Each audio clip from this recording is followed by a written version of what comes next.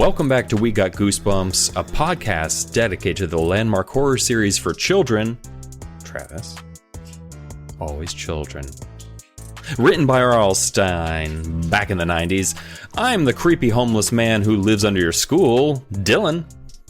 Oh, hi. I'm the manipulative young girl who wants to sabotage your health so I could steal your part in a play. I'm Travis. I'm a sassy one. Most of that is your normal day-to-day. Yeah, always trying to... No, it's not. Come on now. And I'm sorry, it's always been kids in the script. You say children, change it. I shouldn't have to change it. You write the script. You should know I have this weird thing where I don't say kids because of Friday the 13th, part 1, where Annie, the young cook who's on her way to the camp, says, I don't like calling them kids. It's like they're little goats or something. Oh, that's why you keep saying that. Yeah, I explained that 50 episodes ago, or however many episodes. Yeah, it just didn't click. I was like, nah, that can't be the real reason. And there's an IMDb trivia goof where it mentions that Annie then says kids like a bunch of times after she says that. But yeah. Oops. Which is what are you gonna do? Not anywhere near close to my favorite blooper, which is in a movie about street gangs fighting zombies or some shit. It's not very good. But there's one scene where one of the street gang toughs is smoking a cigarette. But he rips the filter off of it first because he's like, smoking a cigarette with the filter is like sucking a tit through a sweater. Wow. That's a blooper? That's just... No. The life? blooper is how the cigarette regrows its filter for the rest of the scene. Like there's this whole moment where he tears off the filter, and then literally after he says that, he makes this big pronouncement. Smoking a filtered cigarette. That's the worst. Today we're talking about number 24 in the Goosebumps series, which is a landmark horror series for children written by R.L. Stine back in the 90s. In case you forgot, because it's been about 20 minutes since we introduced the show, partway. But today we're talking about number 24, which is Phantom of the Auditorium, which was released in October of 1994. You know what? It's almost like right now, or this season of getting goosey with Goosebumps, that we're trapped in 1994. Like, we should be talking about Pulp Fiction and other things that happened in 1994. Jurassic Park. That was 93, I believe. Pretty sure I believe that was 93. Well, you can I don't want to come at you. You're the Jurassic Park guy, okay? I don't know. Pulp Fiction was good. What else, 94? The Hudsucker Proxy? This is what we're doing. You know, I was actually trying to move the episode along, and now we're just, fuck you. It might as well be 1994. Since it came out in June of 93. Got it. 1994. What did happen in 94? Leon, Little Big League came out that year. Oh, yeah, The Professional. Little Giants. Great film. Loved that one as a young guy. You know, I just watched Final Destination, which has Devin Sawa in it. Oh, yeah. Who is the one of the lead kids in Little Giants, he was right? the toilet paper throwing quarterback. Heck yeah, dude. Actually, I associate the Goosebumps and like Little Giants and all that stuff kind of together. I'm pretty sure I consumed all that stuff in the same breath. Oh, yeah. Very cool.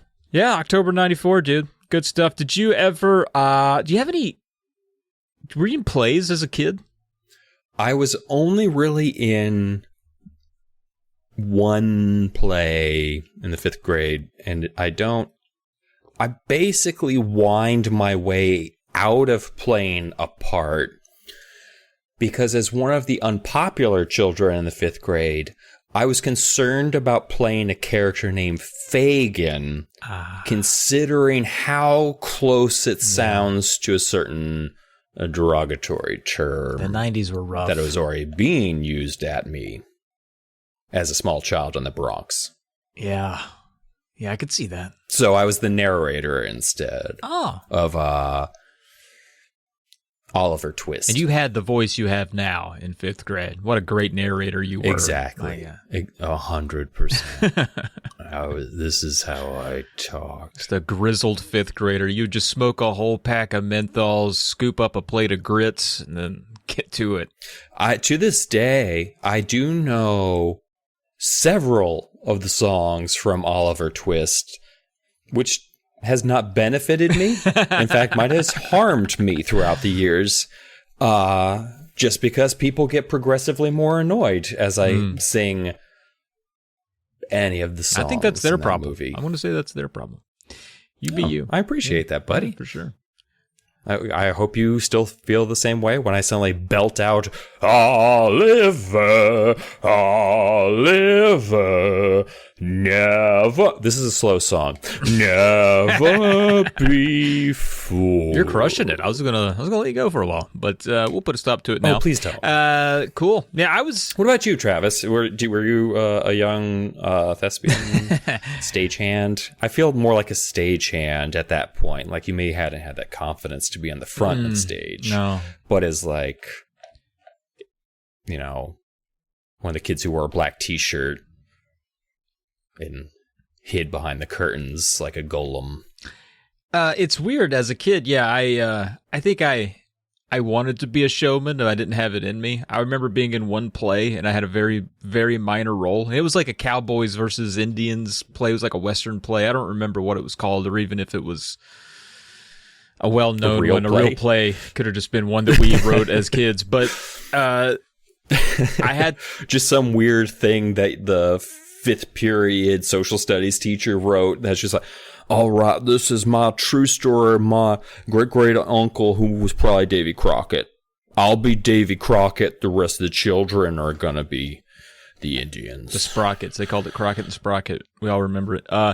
Yeah, I had one line.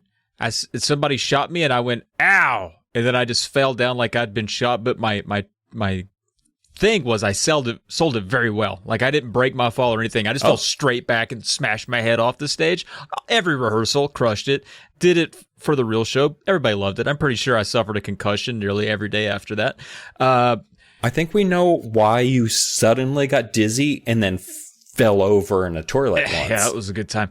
But the day of the show, one kid got stage fright, said he was thick. But we all assumed, we were like, Chris, he's not going to stick through it.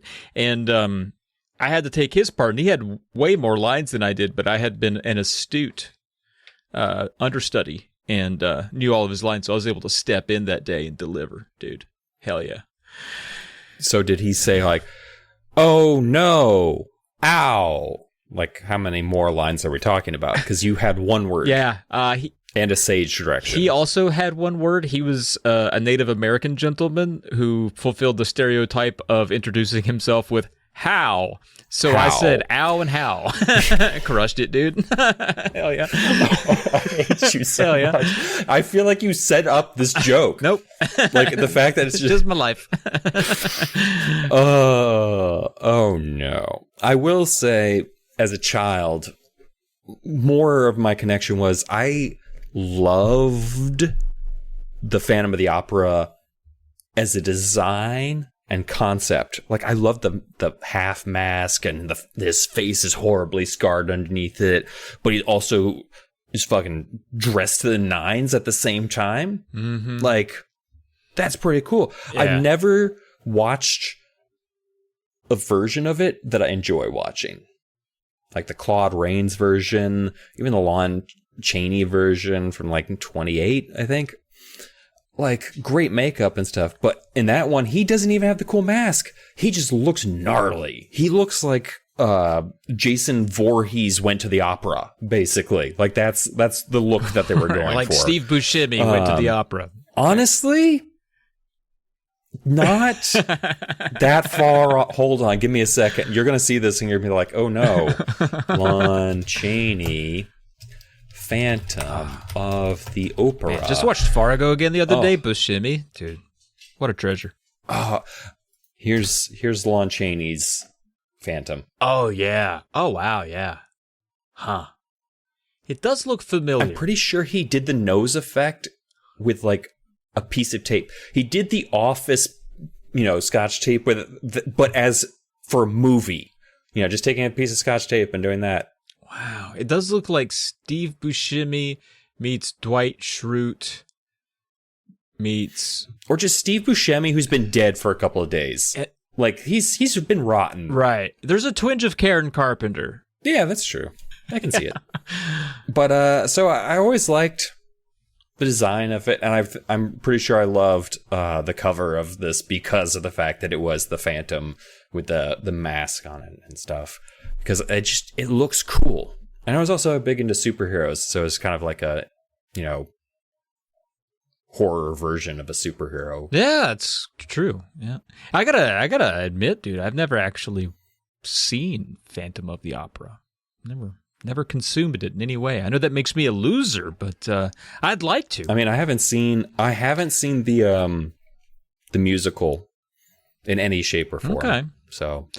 Well, definitely not required to digest today's story, but you brought up covers. We can get right into it. I know. I was giving you a segue. I know you did. Thank you. That was my gift to you. It was great. You're welcome. It's no longer a segue anymore. Now I've just trampled all over it. The next section is drifting away from us. I felt the need to admit I was a failure. But Tim Jacob was not a failure. I think this cover is certainly iconic, and it captures the bravado and the machismo and the showmanship of a one Phantom here in the Auditorium, but it's kind of basic and not spooky.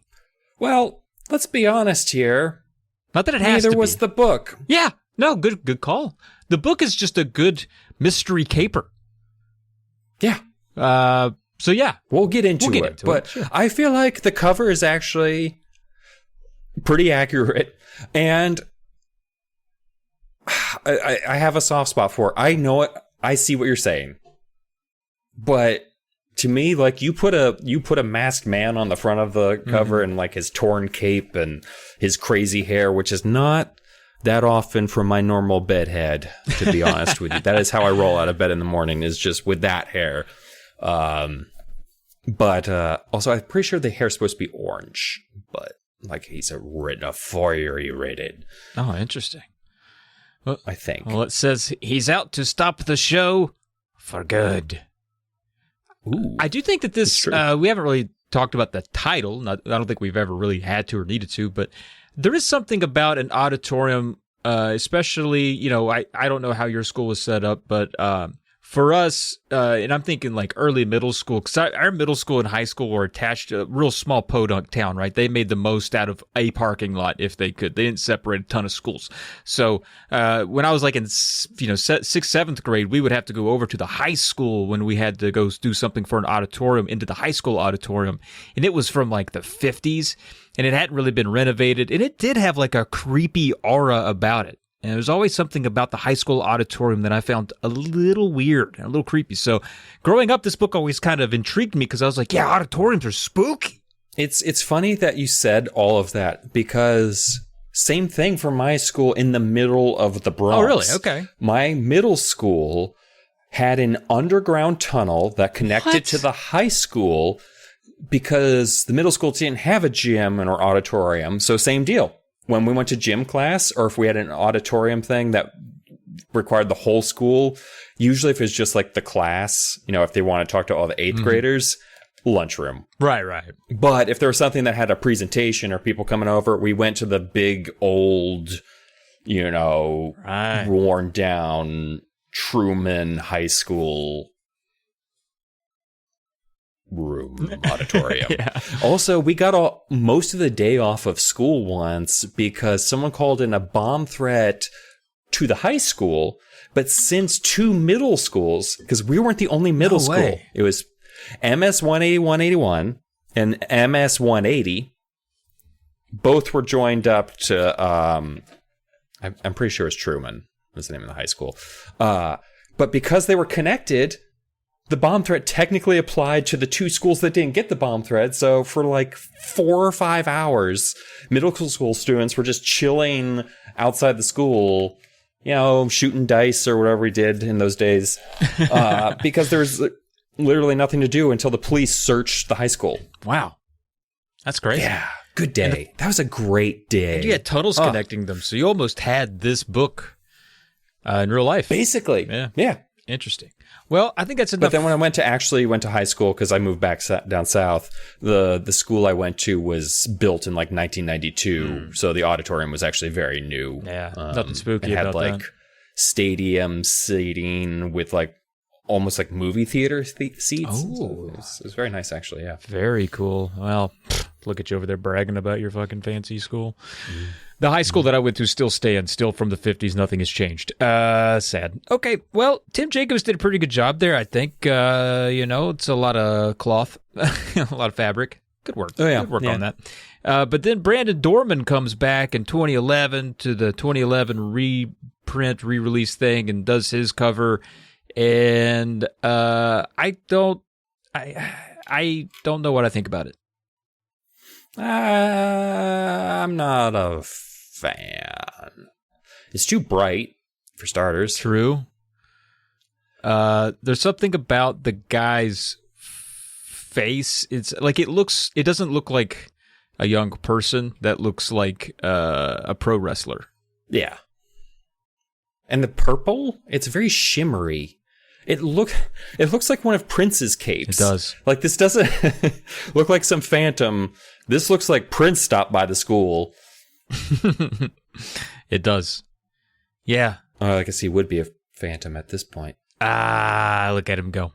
Look at him go, folks. Dropping dead Prince jokes right here in 2024. All right. Well, Brandon Dorman, I don't know. I'd put Timmy J above Brandon, but then, we can't get... We gotta look at the goddamn UK. Now, Dylan, I gotta let the folks know something. Pre-show, we're hanging out. Dylan tries to get all of his tabs open and ready. He clicks on the link that I've provided for the UK cover, and normally he tries not to look, but I hear him say, yeah. And so anyway, oh shit, oh sorry, I just saw the UK cover. My bad. Oh god, fucking sniped his own ass. Oh, I can't. And it's next. All I have to do is close Brad Dorman, and I'm going to see the UK cover. Yeah, or Brandon Dorman. Doesn't matter what his name is. The UK cover, yeah. It's Drop Dead Fred. It is Drop Dead Fred. Oh. I don't understand this. What's going on with the arm? Oh, don't you remember in the book where the Phantom of the Auditorium had an arm? I get that rose out of the now rainbow-colored Jell-O. Although it's looking more and more like water all the time. I feel like this just looks like water. I feel like it's gained a texture. Yeah, I feel like he's boiling. They're boiling. Yeah, they're boiling the Phantom. Just like you would any other food in Britain. That's right. Going for the cheap shots at the UK now. Is that supposed to be the Phantom's mask, or is that a zombie? What is that? No, that's his mask. He's wearing the traditional Phantom of the Opera half mask, whereas the other two Phantoms had a full mask. I see. Okay. But his teeth are sharp. Way too sharp. Regardless if they're in the mask or not. Got the orange hair. And I don't think the Phantom's even supposed to be disfigured in the book. No. Nope. We know what he looks like. Spoilers. So I can't wait to get into that conversation with you. But yeah, until then. Can we move on? I hate this. I hate this. It's not great. Okay, what's the next one? Well, we got French coming in hot, and I love France. Yeah, they did a good job here. I think they did something creative. They used that's the Dutch. They used the stage lighting to make a creepy silhouette. Because the French are pretty good about not showing you the spook outright. They want to let you fill in the holes. They do a good job with that. Yeah, the fright wig up front. Yeah, that's wild. That kid's hair. So the front of the cover has like a half of a child's face, and his hair or her hair is her head height again. Yeah, it's like it's a lot of hair, like a character from Hey Arnold's hair. Like it's. Oh yeah. As Nosferatu is about to chow down. Yeah, Nosferatu. I'm pretty sure that was the inspiration for that. Now that you say it. Oh yeah. With a creepy hand, it's creepy enough. It doesn't have any resonance with the story itself, but it's creepy. But then the Dutch coming in with their soft corners and their pastels and their white people, and they got Lindsay Lohan being attacked by Dick Cheney. I love it. It is. I don't want to say this is my favorite already, also because I technically saw the Korean one already. So, but this is kind of amazing because you're a fan of 70s, 80s horror movie. I think his name's Michael Berry. He was like one of the mutants in The Hills Have Eyes. Kind of his face, unfortunately, does look about like that. Right. That's what we're looking at here. I'm going to say less Lindsay Lohan and more like Brooke Shields from that time. Like just the hair, the bangs that are like rolled back. Like, I love it. They all look like reject Hardy Boys books or whatever. Like Frank and Joe are menaced by the Goblin Man. Like, it's just, it's a weird. What is? Yeah, I guess that's the road. It's a weird aesthetic. It is a weird aesthetic. Michael Berryman. I wanted to look that up. 75, still with us. Oh, nice.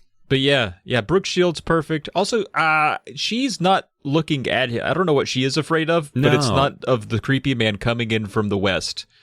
She's looking. Well, maybe that's not the Phantom, and that's the night janitor, Emil. And so she's scared of the Phantom, but really she needs to be scared of Emil, who is swinging in. He looks like he's on the ground shuffling forward with a rope. That's what I thought he was doing. He doesn't look like he's swinging. Yeah, but now that you mentioned, I guess he would be swinging. Why would he be attacking her with a rope mounted to a different part of a building? Yeah, that makes no sense. Come here, I'm gonna whack you with this limp rope. Old guys are creepy. That's how I pick up women in bars. All right. Well, after the Dutch we've got Korea, and man, they don't miss really. It's so beautiful. Yeah. Just I have. Oh, that's the dead kid reaching out, maybe. Mm-hmm. It reminds me of something from a video game.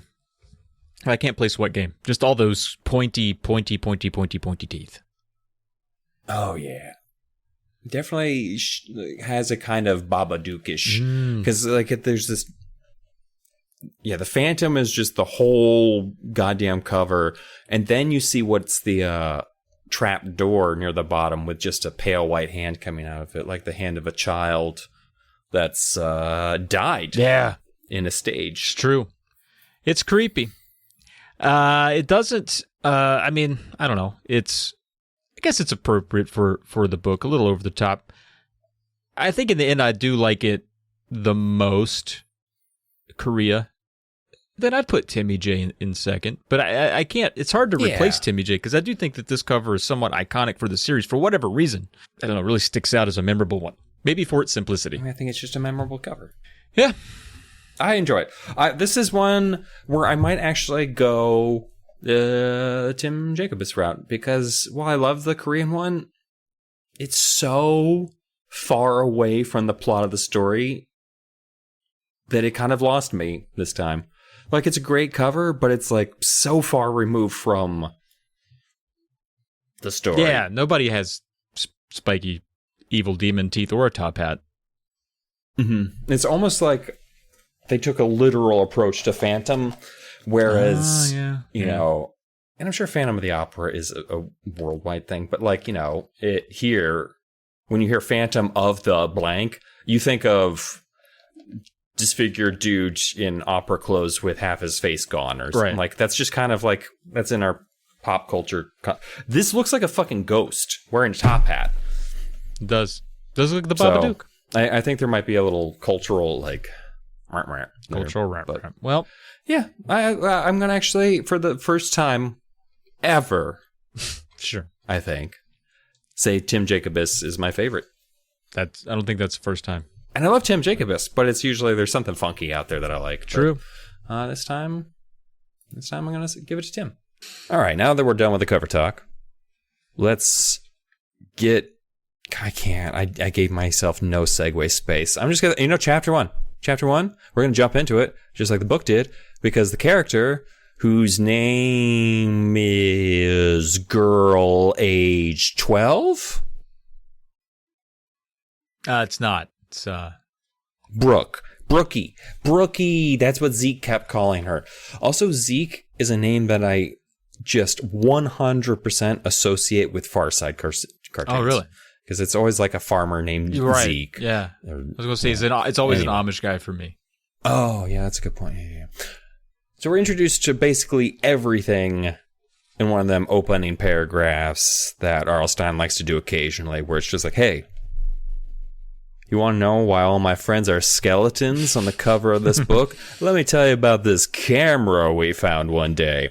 So Brookie's basically like, oh, man, that cursed play that nearly murdered the whole school because of an incident 72 years ago. Man, rough times. But let's back her up a little bit.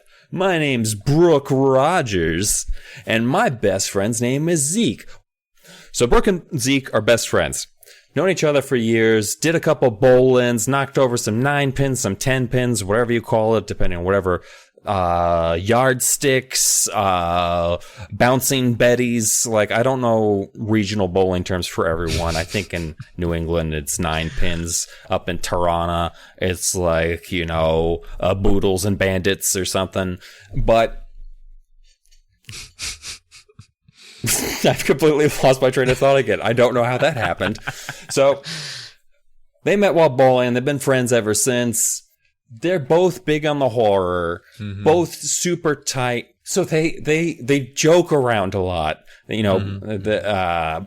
Zeke likes to prank at her. He likes to do a lot of pranks. Not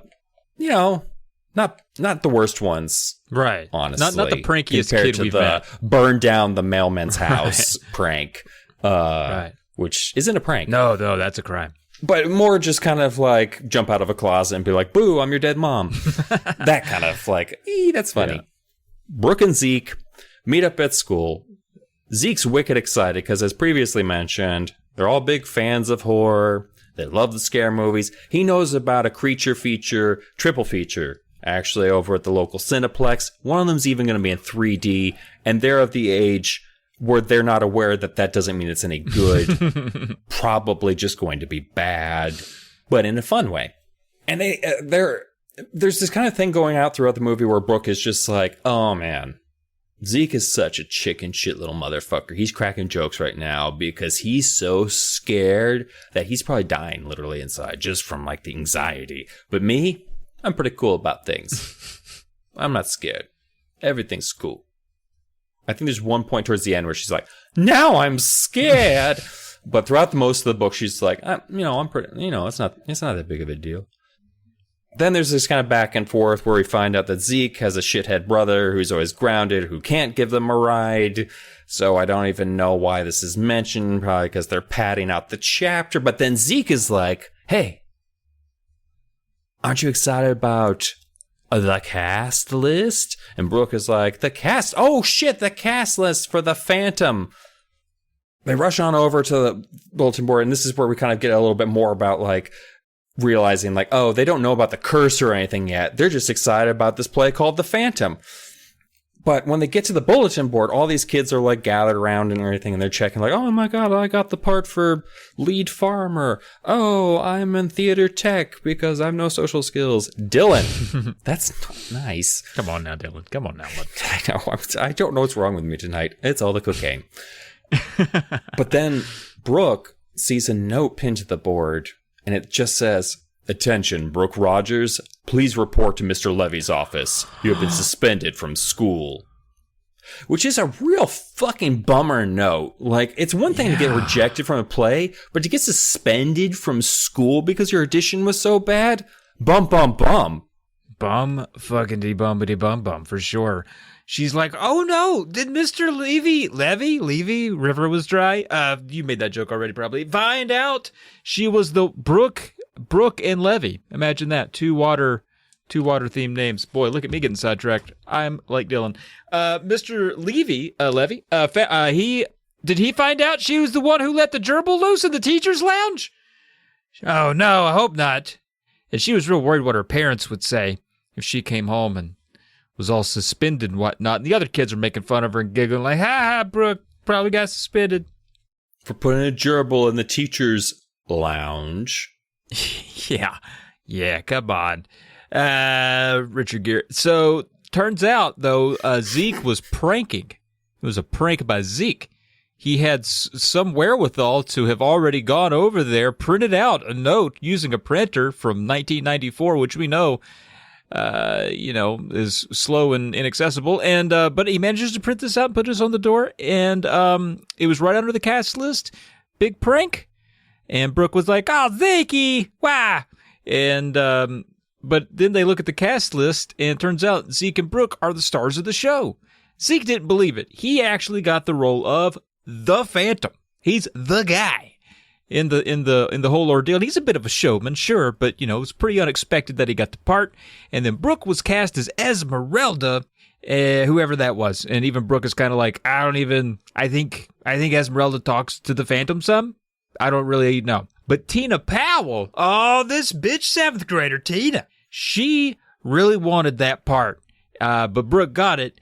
And so Tina was like, "Oh well, it's a nothing part. Esmeralda's it's like not a big deal." But Tina actually got the part of being Brooke's backup in case Brooke got sick, in case Brooke got a flu, couldn't make it. So Tina becomes Brooke's understudy, so to speak. So they're both technically Esmeralda. But then at the first rehearsal, before the teacher, Miss Walker, who normally we kind of get a teacher, we get a drive-by teacher. This teacher's going to be with us for a lot of the book. This old Miss Walker. She's a character. She's almost as much of a character as an uncle. Yeah, she's or grandfather or Stanley. She's almost an R.L. Stein uncle. She's in so much of the book. She's passing out the scripts for the play to the kids who got parts. And the kids, they're wondering what the play is about. They're like, "Yeah, I was just trying out for a play. I didn't even read. I don't know anything. What's going on?"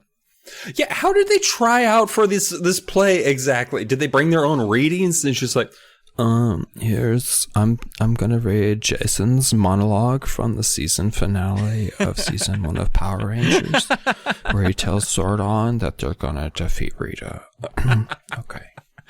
Dude, Zordon, yeah, I think that's what happened. You chose us to save the world. Thank you. I do think that's what happened, because you're right. These kids should know a little more about the play they're in. But they got the scripts, and they're like, "Yeah, so what's this stuff?" And Tina somehow knows, little fucking Tina, her grandfather went to this school a long time ago, and he knew about the play, and he knew about its curse, in that there was a real phantom at the school because of the last time that they tried to put this play on, which Dylan will tell us all about here soon. But Miss Walker, she told Tina to hush. She's like, "Tina, shut your fucking mouth about that curse, all right? We're not bringing up curses in my class, all right? Want to hear about it? Leave that stuff at home." And Miss Walker acknowledged that she also too knew this story that Tina was talking about, so actually kind of giving it some credence. But she's like, "It's too upsetting to share with the class." All right. Then the class, they begged for Miss Walker to tell it anyway. They're like, "Miss Walker, come on now. You've said too much. You got to tell us. Tell us. Tell us." They're chanting, "Tell us. Tell us." And, how scary could it be? Bum, bum, bum.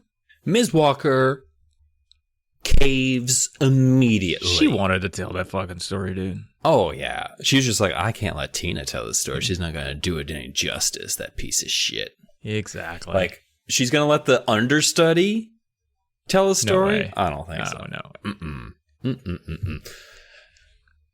So, the story, in the words of Ms. Walker, who actually had some, juice to it. She doesn't just tell the story just like, "Well, blah, blah, blah, blah, blah, blah." She tells it in the worst possible way not to scare children. Like, if she didn't want to scare them, she'd be like, "They just tried to put on the play, a kid died, whatever." Right. But Miss Walker's telling this. She's got a flashlight under her chin. Like, she was prepared. Oh, yeah. She's telling ghost stories out here, dude. "The story starts 72 years ago," Ms. Walker began. The year Woods Mill Middle School was first built. I guess Tina's great-grandfather was a student here that year." "Yes, he was," Tina called out. "He was in the first class that went to this school. He told me there was only 25 kids in the whole school." Ms. Walker rolled her eyes and crossed her skinny arms over the front of her yellow sweater and continued her story. "The students wanted to put on a play. A boy was hunting around in the basement of the old Woods Mill Library. I don't like the name. There's two... Woods Mill... like Woods Mill Middle School. He found a script down there. It was called The Phantom. It was a very scary play about a girl who was kidnapped by a mysterious phantom. The boy showed it to his teacher. The teacher decided it would be fun to perform the play. It would be a grand production with the very best scary special effects they could create. Zeke and I exchanged excited glances. The play had special effects. We loved special effects. Rehearsals for the Phantom began, Ms. Walker continued. The boy who had discovered the play at the library won the lead role of the Phantom, as was custom at the time. He who finds the play leads the play. That's not true. I made that up. I was like, I don't remember any of that. That's wild. Everybody turned to look at Zeke. He smiled proudly, as if he had something to do with it. They practiced the play after school every day, Miss Walker continued. Everyone was having a really good time. Everyone was working really hard to make it a good play. It was all going smoothly until... She hesitated. "Tell us!" I called out loudly.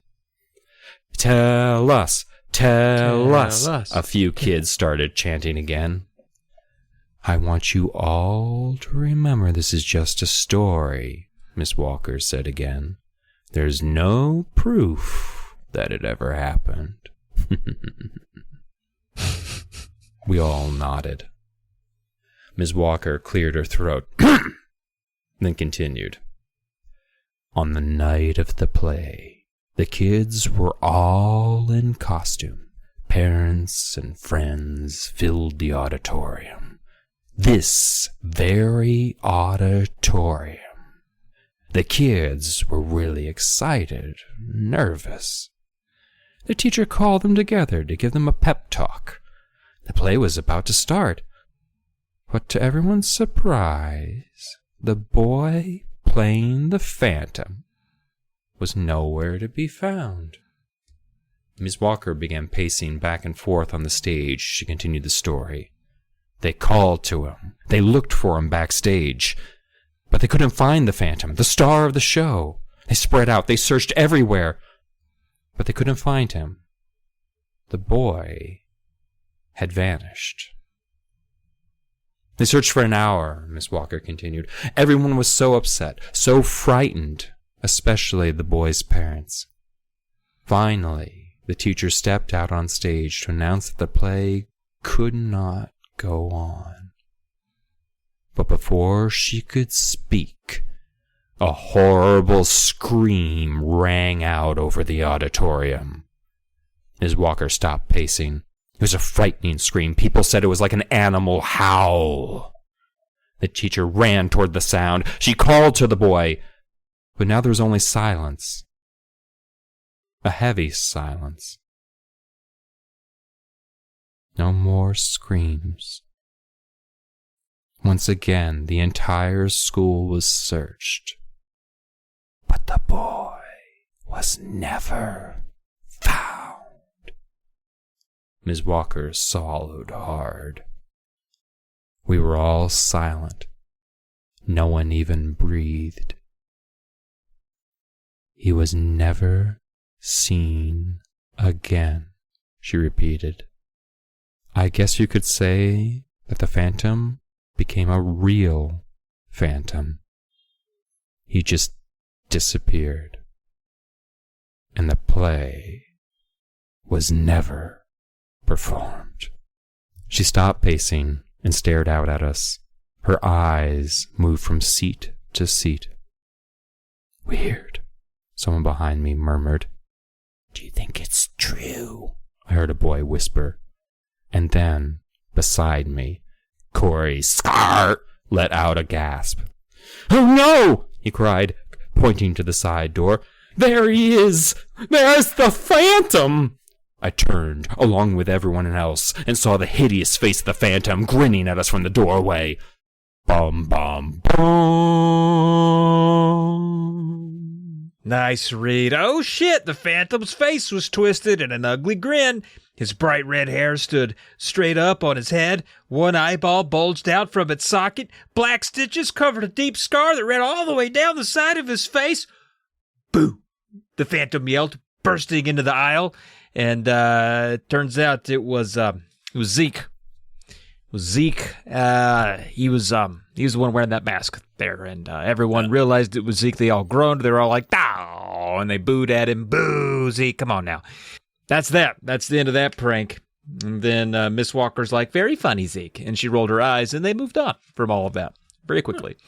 And Miss Walker says, these kids, they should feel special, all right, because this is going to be, they're the first ones to perform the play in the 72 years since this happened. And the school had all of the scripts to the play destroyed back then because of what happened, I guess. But one was kept in a vault all these years. They kept one script in a vault. Weird. And then Miss Walker... she's like, kids, it's just a story. It's just a story. Nobody died. It's just a legend. It's just a legend here. But the kids are like, but what about that curse thing Tita's talking about earlier? Tina brought up a curse. Her granddad did a curse thing. What you got on that, Miss Walker? And then Tina adds, she's like, yeah, my grandpa said the Phantom won't let anyone perform the play. That's the curse. That is the curse. The Phantom says, and he stops the play, shuts her down. That's the curse. Yeah. And then Miss Walker's like, Tina, once again, would you just shut the fuck up? And then she lays out the scripts for everyone to grab, and all the kids rush over to get them real quick so they can read some lines. And then they hear a scream, and Miss Walker, they turned around, Miss Walker completely vanished, just out of thin air. Just poof. Where'd she go? Oh, my God. Was she swept away by the Phantom? Let's find out. Oh, shit. Bop, bop, bop. So the students are a little freaked out. They literally just heard a story about someone disappearing in the middle of this play, and then there's a long scream, and then they never see that person again. So they're a little concerned. They look for her, but they can still hear her screams as if she's still with them. So they find her pretty quickly. She's 6 feet down. She'd fallen through a trap door that's in the stage. So she's just right down there. She could probably just hop up. Do you think it's like 6 feet to the top of her head, or do you think the pit is only 6 feet deep?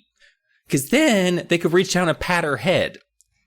Yeah, I think it's only 6 feet deep because they do climb on each other's shoulders to get out. Then, at some point, she's 6 feet. I know, it's starting to sound like a Creed song, isn't it?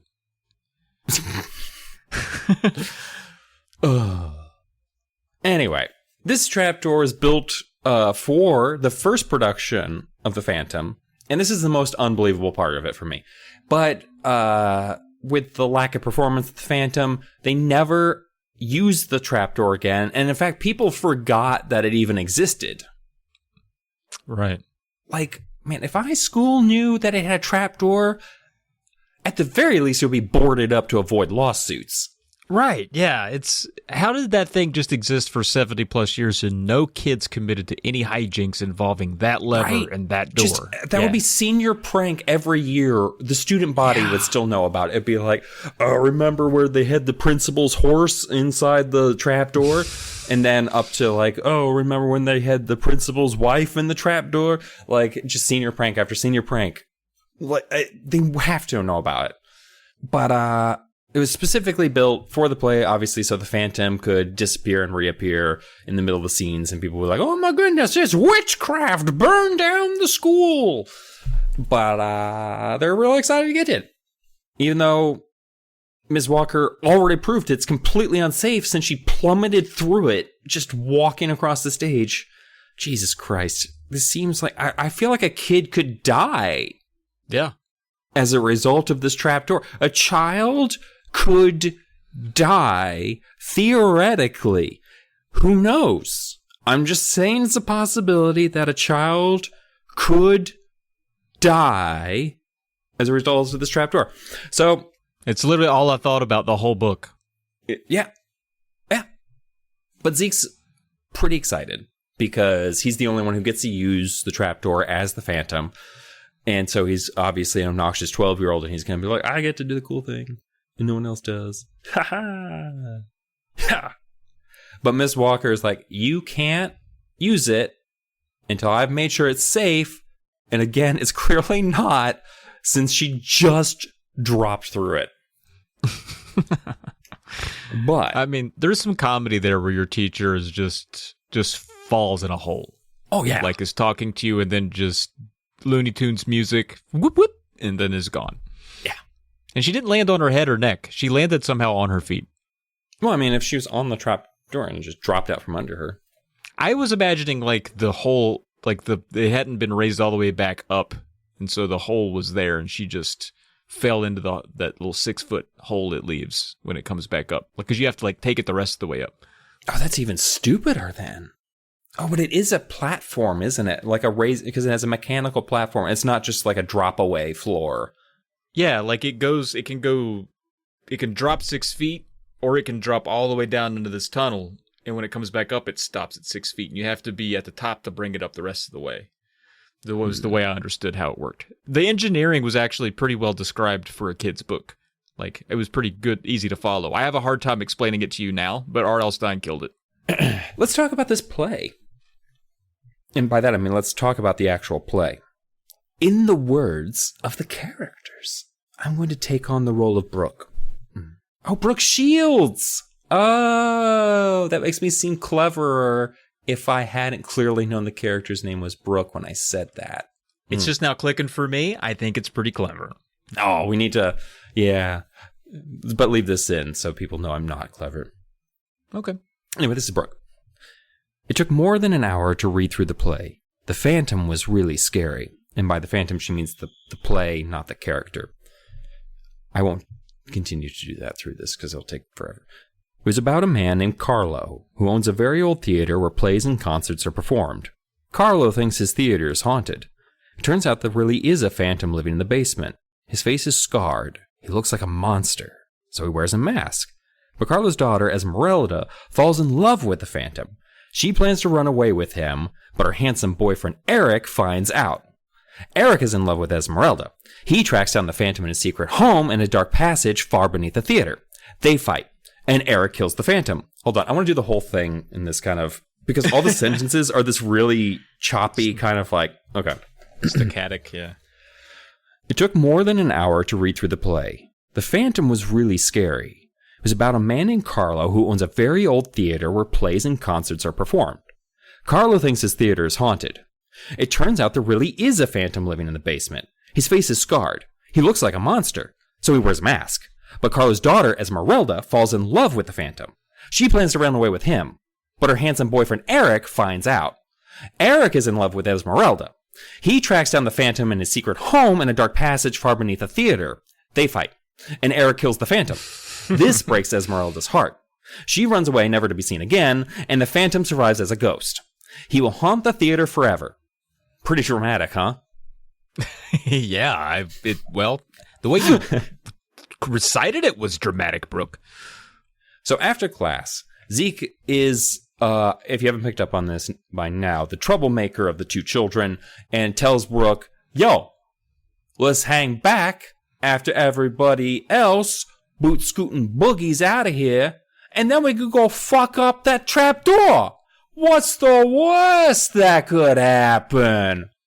Dun, dun, dun. Zeke didn't say the last part. I don't know why I said that in his voice. But, next chapter. But what is the worst that could happen? I'd say what's the worst that could happen, Being touched Dylan? by a strange man named Emil. Well, that's Okay, well, that's the worst. Second worst thing, dust. Because Brooke, hyperallergic to things, especially dust, will sneeze a lot. Dude, she will sneeze a lot. Her record is 17 sneezes. I think that's world class. I don't know of anybody that could hit more than 1 or 2 to whack. 17? I can hit like 9 or 10. I do Get out. get into those little sneezing fits where I just can't. I'll just keep going. Man. Yeah. I kind of want to. I think it'd be orgasmic. But I can only get to 2. By the 5th one, yeah. Hell yeah. Only takes 5? By the 9th one, it's kind of like when they keep going after you've far. gone, and so it's just like, stop touching it. Overly it's like sensitive. That. Yeah. Yeah. Huh. Yeah. Well, maybe one day I'll find my dust. But lots of dust down there with trapdoor stuff, and Zeke is standing on the trapdoor, and Brooke is trying to find. This is where they're like figuring out the mechanics to this thing. There's a lever that Brooke finds that sends it down, and she pulls it and goes and stands with them, and then there's some loud noises, like a hum, and then boom, and then they drop down into darkness. And they just wanted to try it because it seemed cool. They didn't know it would take them down so far. They were just like, let's ride the trapdoor down 6 feet to where they saw Miss Walker come up from. So they were expecting it just to be a quick little thump, just like a quick drop. But nope, it goes real far, much longer than it did for Miss Walker. And then they reach the bottom and they look up and they find themselves in a large dark tunnel. And the little light that they see above them where the floor is seems really far away. It's way more than 6, maybe dozens of feet at this point. And then they're down there. They don't hear any sound for a minute. And they're like, where the fuck is this? Are we in some kind of tunnel? And they hear the raspy breathing of a strange creature nearby. Turns out it was also Zeke. They were just both breathing real loud because they were scared. That's what that was. And anyway, they were like, does a phantom live down here? That phantom guy? This would be a good place for him to hide, it being what with all a nice big area that's dark and concealed. I bet he lives down here if there is one. Also, how the fuck do we get out of here? Maybe a better question. Is there a lever down here? They're looking around. He actually calls it a peg in the book. I don't like calling it a peg. I think it's a lever. I like to use lever. I don't know why you peg. Peg doesn't say anything to me. Anyway, they're looking for the peg lever, and there's got to be one down here. It's got to come up. So they're feeling around in the dark, feeling around in the dark to see if they can find something, and then they don't find anything. They don't find a lever. They're just stuck down there forever, and that's where both of the kids die. Dumb. Trapped. Are they? Yep, trapped forever. Oh. Well, then we should move on to chapter 7. At their funerals. Oh, gotcha. That's for drama. So the kids are fighting. Zeke's like, hey, I ain't scared. I'm super tough. Oh. Meanwhile, Brooke is, what the fuck are you always having to get us in trouble with this nonsense? And then he's like, well, you shouldn't have come with me. And she's like, are you fucking serious right now? Like, I've got your back, and now you're blame. I don't even know what that means anymore. So now they get into a shoving match, as you do when you're 12 and in love with your best friend, but don't know how to express it. And one of them happens to get pushed into a switch, and then the platform starts to go up. And they're like, we should probably get on that platform, because if it's anything like a mid-90s platform, we're having to wait for that platform to come back. And it's just gonna take forever. So you want to get on there. Get on there. They get almost up to the stage, but as Travis alluded to earlier, they only get up to like 6 feet below the stage. And then they're just like, what up? So then they basically have to kid hop up there. And so Brooke gets Zeke up onto the stage so that he can use the lever to bring her up, except he doesn't. Zeke he's gone. All he has to do is pull the lever that's right there, but he doesn't do it. But then luckily, arms reach into the hole to help pull her out, which she's like, that's dumb. Zeke just must be stupid and doesn't know how levers work and how if you had a big enough lever, you can move the whole world. And so she's like, Zeke, you big old dummy, how don't you know how to use a lever? But she realizes, this is not Zeke. It's a scary, dark, angry eye man. Bum bum bum. Yeah, bum, for sure. Brooke, let me just read you what happens here. Brooke says, I swallowed hard. Okay.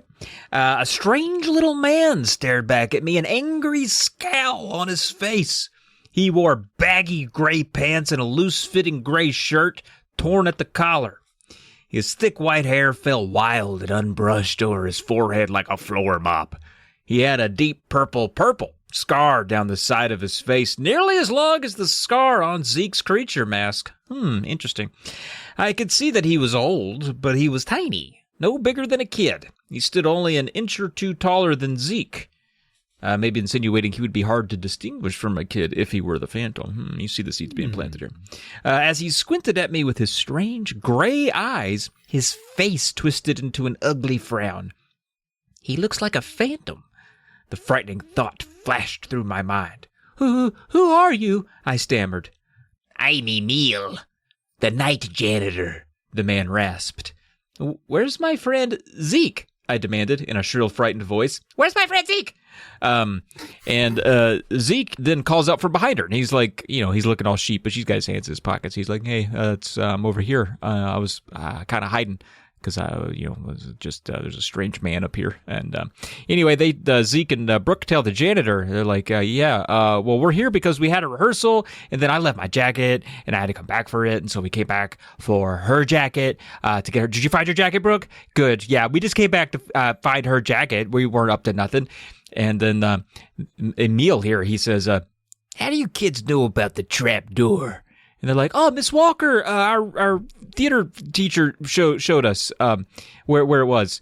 And he asks them do you know how dangerous that trap door is? Do you understand how much insurance your school would have to, how much money, do you understand the litigations? Do you he was getting real serious about it. And then they left. They all go home. They're like, that was a creepy old janitor man.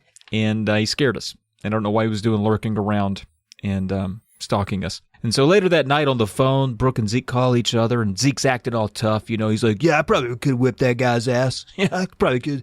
I could take it. I wasn't scared or anything. When I was looking sheepish at that one time, I was actually being real tough right there. You just you didn't see it right, okay? And then he says the janitor was trying to scare them, and he wasn't scared and all that. It was just he was shaking from all the excitement. And then Brooke is wondering why they had never seen that janitor before. She's like, Zeke, I understand that you're trying to be tough, but why haven't we seen that janitor before?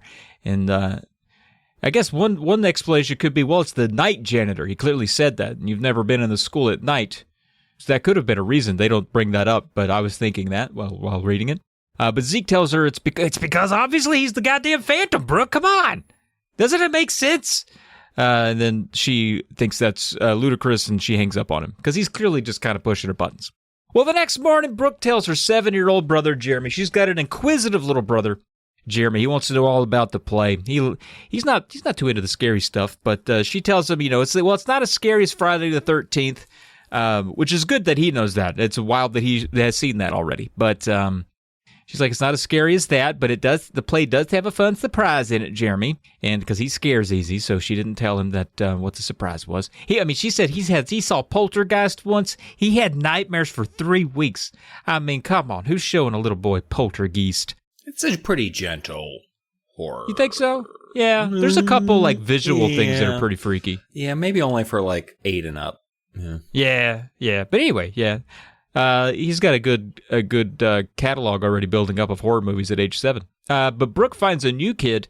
When she gets to class, she sees a new kid kind of sitting in her spot or in her area. I think they have a table set up in whatever class this is. And she sees him and she's like, oh, I've never seen that kid before. And she thinks he's cute. But she goes up and she tells him, she's like, hey, you're in my place. And he says, no, this is my place. Bum, bum, bum. No. Actually, it turns out to not be it's a non-issue. It's a kid's cool, actually. His name's Brian Colson from Indiana. And the moment that she's just like, no, that's actually my seat. He's like, oh shit, I must have sat down in the wrong spot. I'm so sorry. And he moves over and he sits down. He's like, I'm sorry, I'm from Indiana. Oh my, oh jeez. And he's just, I don't know anything about people from Indiana. So, but he's super excited about plays and stuff, and hears about the Phantom, and he's just like, I love plays. I wish I could have been the lead actor in a play in my old school, but I never got the chance. Oh, my name's Brian. But he tells Brooke that, oh, you're Esmeralda, the lead? You must be a truly gifted thespian. And Brooke's like, I mean, I didn't even know what I was auditioning for, to be honest with you. I did my reading. Rita Repulsa's big monologue from the episode where the pig eats like that whole food around the world contest at the juice bar, and Ernie's like, no. And then the only thing the pig doesn't eat are the spicy radishes, which are clearly parsnips, so I don't know why they're called radishes at all. But then the pig eats them and vomits up all the food, so everyone's happy because they can eat the food now. Never really made sense to me. This is still Brooke. Anyway, so wild right now. Wild. I just lost my mind. But Brooke's just like, hey, you should come to rehearsal. Maybe, like, you know, you be a theater tech kid or something. I don't know if there's still parts to give out. But yeah, you should stop on by. But before class starts, Brooke is like, oh shit, I forgot the book that I need for this class because I'm a stupid child. So she runs back to her locker, sees that it's half open. Never a good sign. And then when she gets right up there, she sees someone inside staring back out at her. Blah, blah, blah, blah, blah. Oh, my God. And they're wearing a creature mask. God, it must have been Zeke. That son of a bitch, up to no good again. And there's a note under it. And the note says, stay away from my home, sweet home. Which is, sounds like a lyric from a Motley Crue song there. But then I'm going to read you the end of this chapter here because it gets interesting. All right, check this shit out. This is Brooke. She says, I took a seat in the auditorium and concentrated on my script. I was in practically every scene. How could I possibly memorize my whole part? I sighed and slouched back in the seat, slinging my feet over the seat in front of me. Why am I talking like that? I was memorizing my third line in the play, which went, what proof do you have that this man might be dangerous? When all the lights suddenly went out, a total blackout. I couldn't see a thing. Kids started to shout, hey, who turned out the lights? I can't see. What's happening? Turn them back on. I sat straight up when I heard the shrill scream. A terrifying scream like an animal howl that ripped through the darkness and exploded over the auditorium. No, no, I heard Corey Sklar moan, and then I heard someone else cry out, it's coming from up on the catwalk. Another shrill wail rose up over the frightened cries of my friends. Turn on the lights, I heard Corey plead. Please, turn on the lights.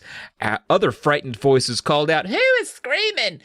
Somebody do something. There's someone up on the catwalk. The auditorium lights flickered back on. Another long howl from above the stage forced me to raise my eyes, and I saw him, a green and blue masked creature wearing a shiny black cape. Gripping a long, heavy rope, he came swinging down from high on the catwalk. As he swung down to the stage, he threw his head back and laughed a horrifying evil laugh. I jumped to my feet and stared in amazement. The Phantom. Bum, bum, bum. Brooke starts thinking it might be Zeke. Seems like a reasonable conclusion. It's Zeke. I think so. Yeah, he's been pranking a bit. About the same size as Zeke. He's playing the Phantom in the play called The Phantom, and he likes playing pranks. Pretty good bet that this guy who's the Phantom is the Phantom who's the Phantom who's Zeke.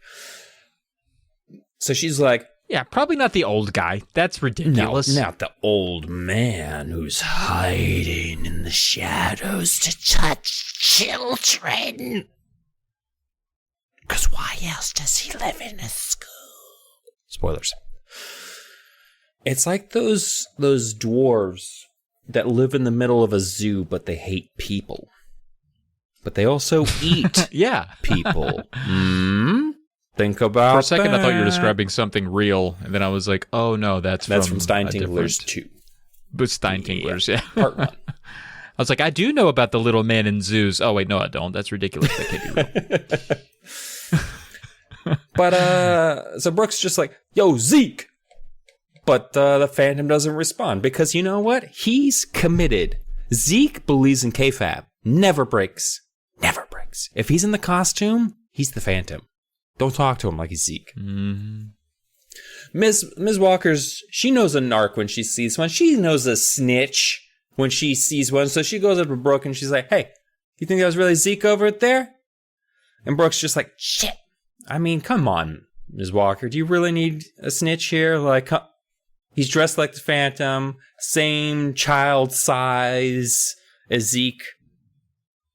Come on, Ms. Walker. Do you need me?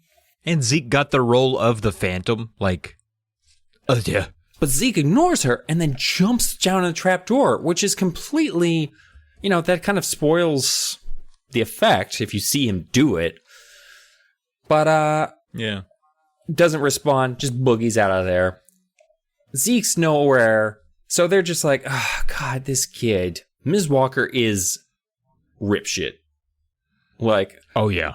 We haven't seen Ms. Walker this mad since the gerbil incident, although we will see her pretty mad in just like 3 chapters.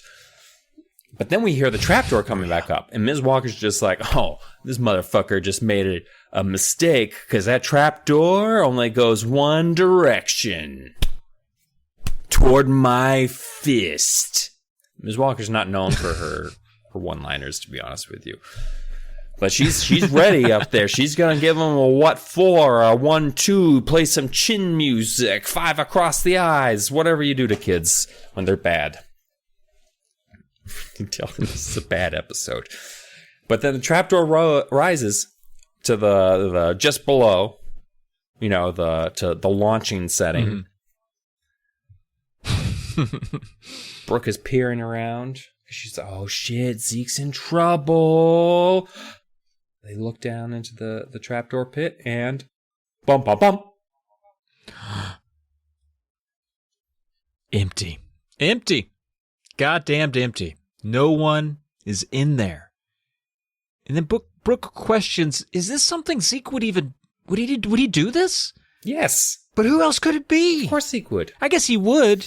He would, but it seems like at this point, like, now it seems like to be crossing a line where now he's kind of like on the verge of maybe being kicked out of the play. Like it's really upsetting Miss Walker. And that might be a little more than Zeke would normally do. But maybe he's feeling it, man. Maybe he's method acting as shit, dude. He's full on Christian Bale in this. But because her reasoning is sound, she's like, well, where would Zeke be right now otherwise? If he's not the Phantom in the play that we're in, that he got the part for right now, where is he? So Miss Walker, she cancels the rehearsal. And she's going to have a talk with Zeke when she sees him again, okay? Because this is too much.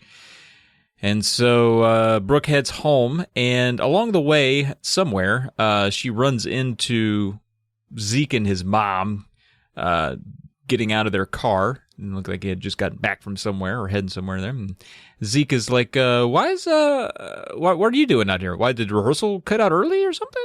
And Brooke's like, come on, you know what the fuck's going on. It's your fault.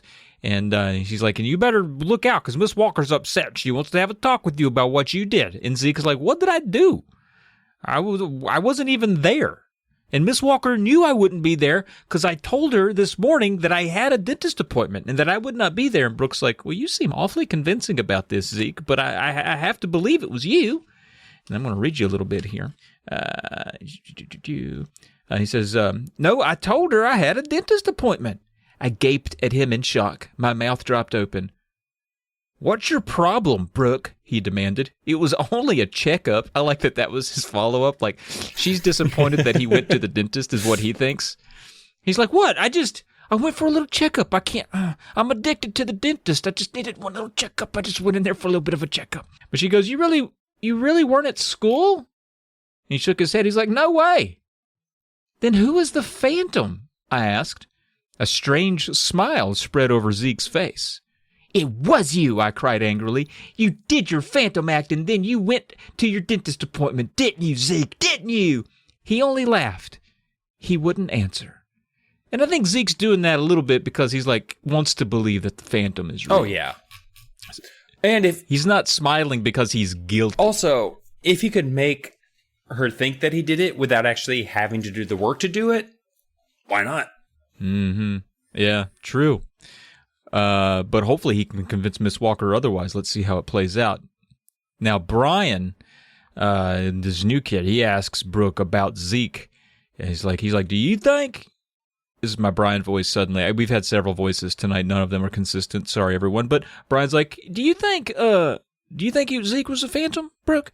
And she tells him, she's like, yeah, he likes scaring people. He's kind of a show-off sometimes.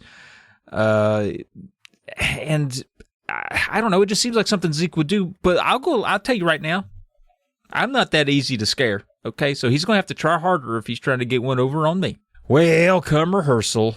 Brooke, we're there in the Act 2 is really where Brooke's Esmeralda character shines, and she almost missed her cue because they were behind the curtain over there, and Tina's over there because Tina's her understudy, and Tina's talking to her, just running her mouth. And so Brooke nearly missed her cue to run out on stage, and then she runs out there, and she's flummoxed, and she forgets her line, and Zeke isn't there for some reason, and Miss Walker's being very impatient. And then slowly the trap door lift rises, and Zeke appears right there in full costume, just hamming it up as the Phantom.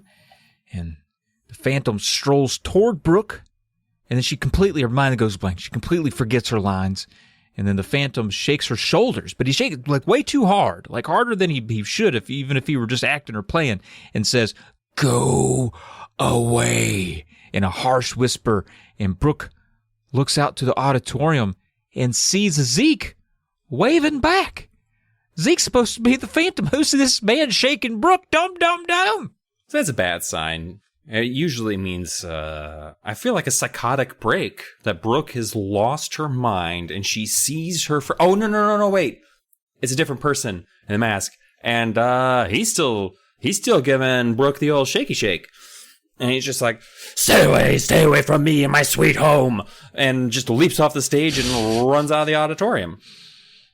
Zeke comes over and is like, yo, wild. This is pretty cool, bro. How you doing? That seemed pretty scary. Stranger danger, right? Ms. Walker's like, what's going on? Does anyone know what's going on here? Brooke's like, I think it's Zeke, but he can't because there'd be two of them. So, I don't know. And Zeke is just like, yeah, you're right. There's only one of me. But if there was two of me, definitely. And then she goes through this whole thing where oh, you know what? I bet you gave the costume to Anthony and he did blah, blah, blah, blah.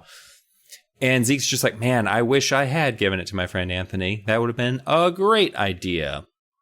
Maybe next time. Yeah. I like that part where he's like, man, damn, that would have been a good idea. But no, we are seriously under duress right now. Don't give him more ideas, too. Tina's kind of being... Yeah. I also appreciate that Miss Walker, asks what is going on here, because I feel like every adult in a Goosebumps book just jumps to an accusation and doesn't listen to the kids. She was literally like, okay, no, seriously, no, I'm confused. Somebody fill me in on how this is possible. That plays into later, because she does actually listen to them later, too. But I'm jumping ahead. So throughout, after this, Tina keeps coming up to Brooke and doing this, you feeling okay? How you feeling? You feeling okay? You look a little peaky. You look a little peaky. Are you scared? Are you scared? I hate Tina so much, Are you super scared? I think you're scared. Maybe you're upset from the strange man touching you. Maybe he give you STDs. Do you have AIDS? Maybe you should get out. You have AIDS. Do you have AIDS? Oh, you should probably go out and be at the play, and I'll take over for you. Dude, I hate Tina so much. I love the whole, Brooke thinks Tina might be in it, but Tina's kind of a stupid bitch, so I don't think she's smart enough to figure this shit out. She's two dumb hammers against each other in a hammer bag. What's she gonna do? Tina the dumb McDummerson. That's what we called her in preschool. Anyway, after school... we've got the ZBB team. That's what I call Zook, Brooke, and Brian, the ZBB Yeah. I just came up with that good. just now. Yeah, that makes a lot of sense. But it's a great name though, ZBB. It's kind of like ZZ Top, but it's ZBB Top. Oh, yeah. It's a ZBB Bottom. It's a ZB Bottom. Bottom being Brian. I don't know what's happening right now. We're gonna dial this back. You're riffing. You're just riffing. Yep. And Zeke's just like, you know what, guys, BB, we need to go check out the office because I left my math book in the auditorium. You know how expensive textbooks are. Woof, arm and a leg. Oh, wait, we're in school. They provide for it at this stage. Later, big problems. So they go to the office. Brian wants to boogie out of there because he's got paint on him from painting.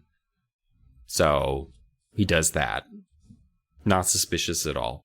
Brooke is like, yeah, I'll go with you to the office. So Brooke and Zeke go down to the office. Zeke goes to the secretary and is like, hey, where's my math book, sweet cheeks? And she's just like, no one's brought in your math book, and please stop calling me that. And Zeke's like, hey, well, I think maybe the night janitor's got it. So did Emil bring it by here? And she's like, night janitor? Oh, no. Oh, no, not another night janitor situation. Bump, bump. Oh, actually, she says, night janitor? We don't got a night janitor. Bum, bum, bum. Dude, I don't think there could be a scarier phrase said in my house. If your daughter came up to you at 6 a.m. and she's like, Daddy, I got to play with a night janitor last night. Would you burn down the house first before you fled? Or would you just burn it down with everyone inside of it? Dude, I don't even know, but something's getting burned. That's creepy. Creepy. But anyway, so they leave that situation. They now have new information that Emil doesn't belong at the school. And Tina fucking Tina, dude, goddamn. Tina calls Brooke's house. This is a real, like, haunted mask situation where... No, you're thinking of Be Careful What You Wish For, with the basketball playing, and it's the girl who thinks that the others made her sick or poisoned her. just the phone calls between those two. Oh, God. But this is kind of the reverse of that, where Tina's calling Brooke to check on her. Quote unquote check on her. She's like, I don't know, are you sure you don't have flu symptoms? I think you might have some flu symptoms. I think you're getting sick. You might need to bow out of the play. I could take your spot. You might be sick. You might be coming down with something. And then Tina also asks about, she's like, what do you know about that other phantom? Acting kind of suspiciously, but Brooke doesn't think too much about it because she knows Tina's kind of a dim-witted asshole. But she considers it for a moment. And then after Brooke hangs up with Tina, she's like, no, Tina, I'm fine. Shut the fuck up. Leave me alone. I'm not sick.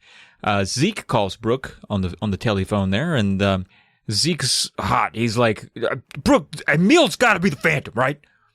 And Brooke's like, yeah, I mean, makes sense. There's a creepy old guy about your size running around the school and is mad all the time and doesn't belong there, apparently, we've learned.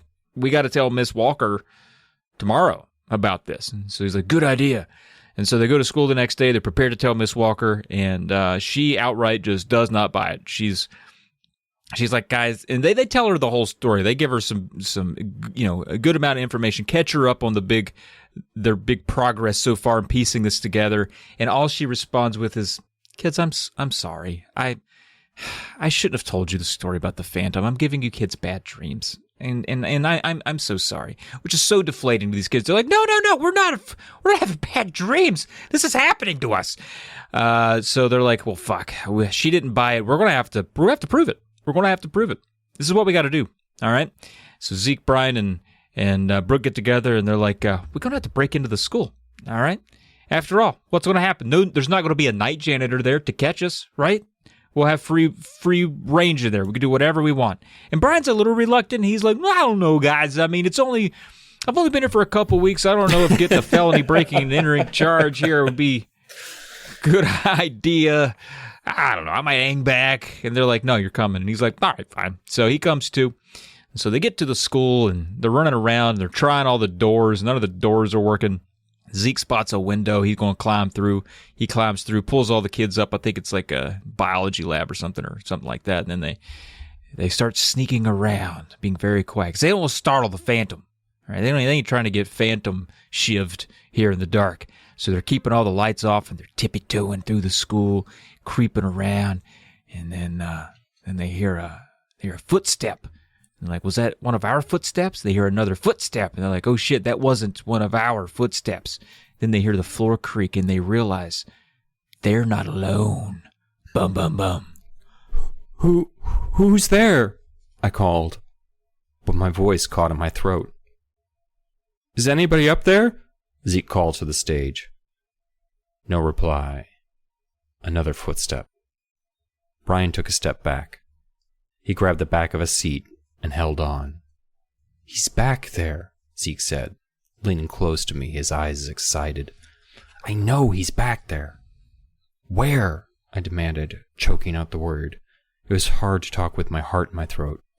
I stared up at the stage. I couldn't see anyone. I jumped when I heard another cough, and then a clanking sound rose up over the stage and echoed through the auditorium. At first I thought the trap door was about to move. Was someone riding up on it? Was the Phantom about to rise in front of our eyes? No. I cried out when I saw the backdrop begin to unfurl. The clanking sound grew louder. The backdrop was slowly being lowered at the back of the stage. Who is doing it? I whispered. Who on earth is sending it down? Zeke and Brian stared straight ahead and didn't reply. Zeke's mouth was wide open. His eyes didn't blink. Brian gripped the back of the chair with both hands. The painted backdrop clanked down, unrolling as it lowered. All three of us gasped as we saw what had been done to it.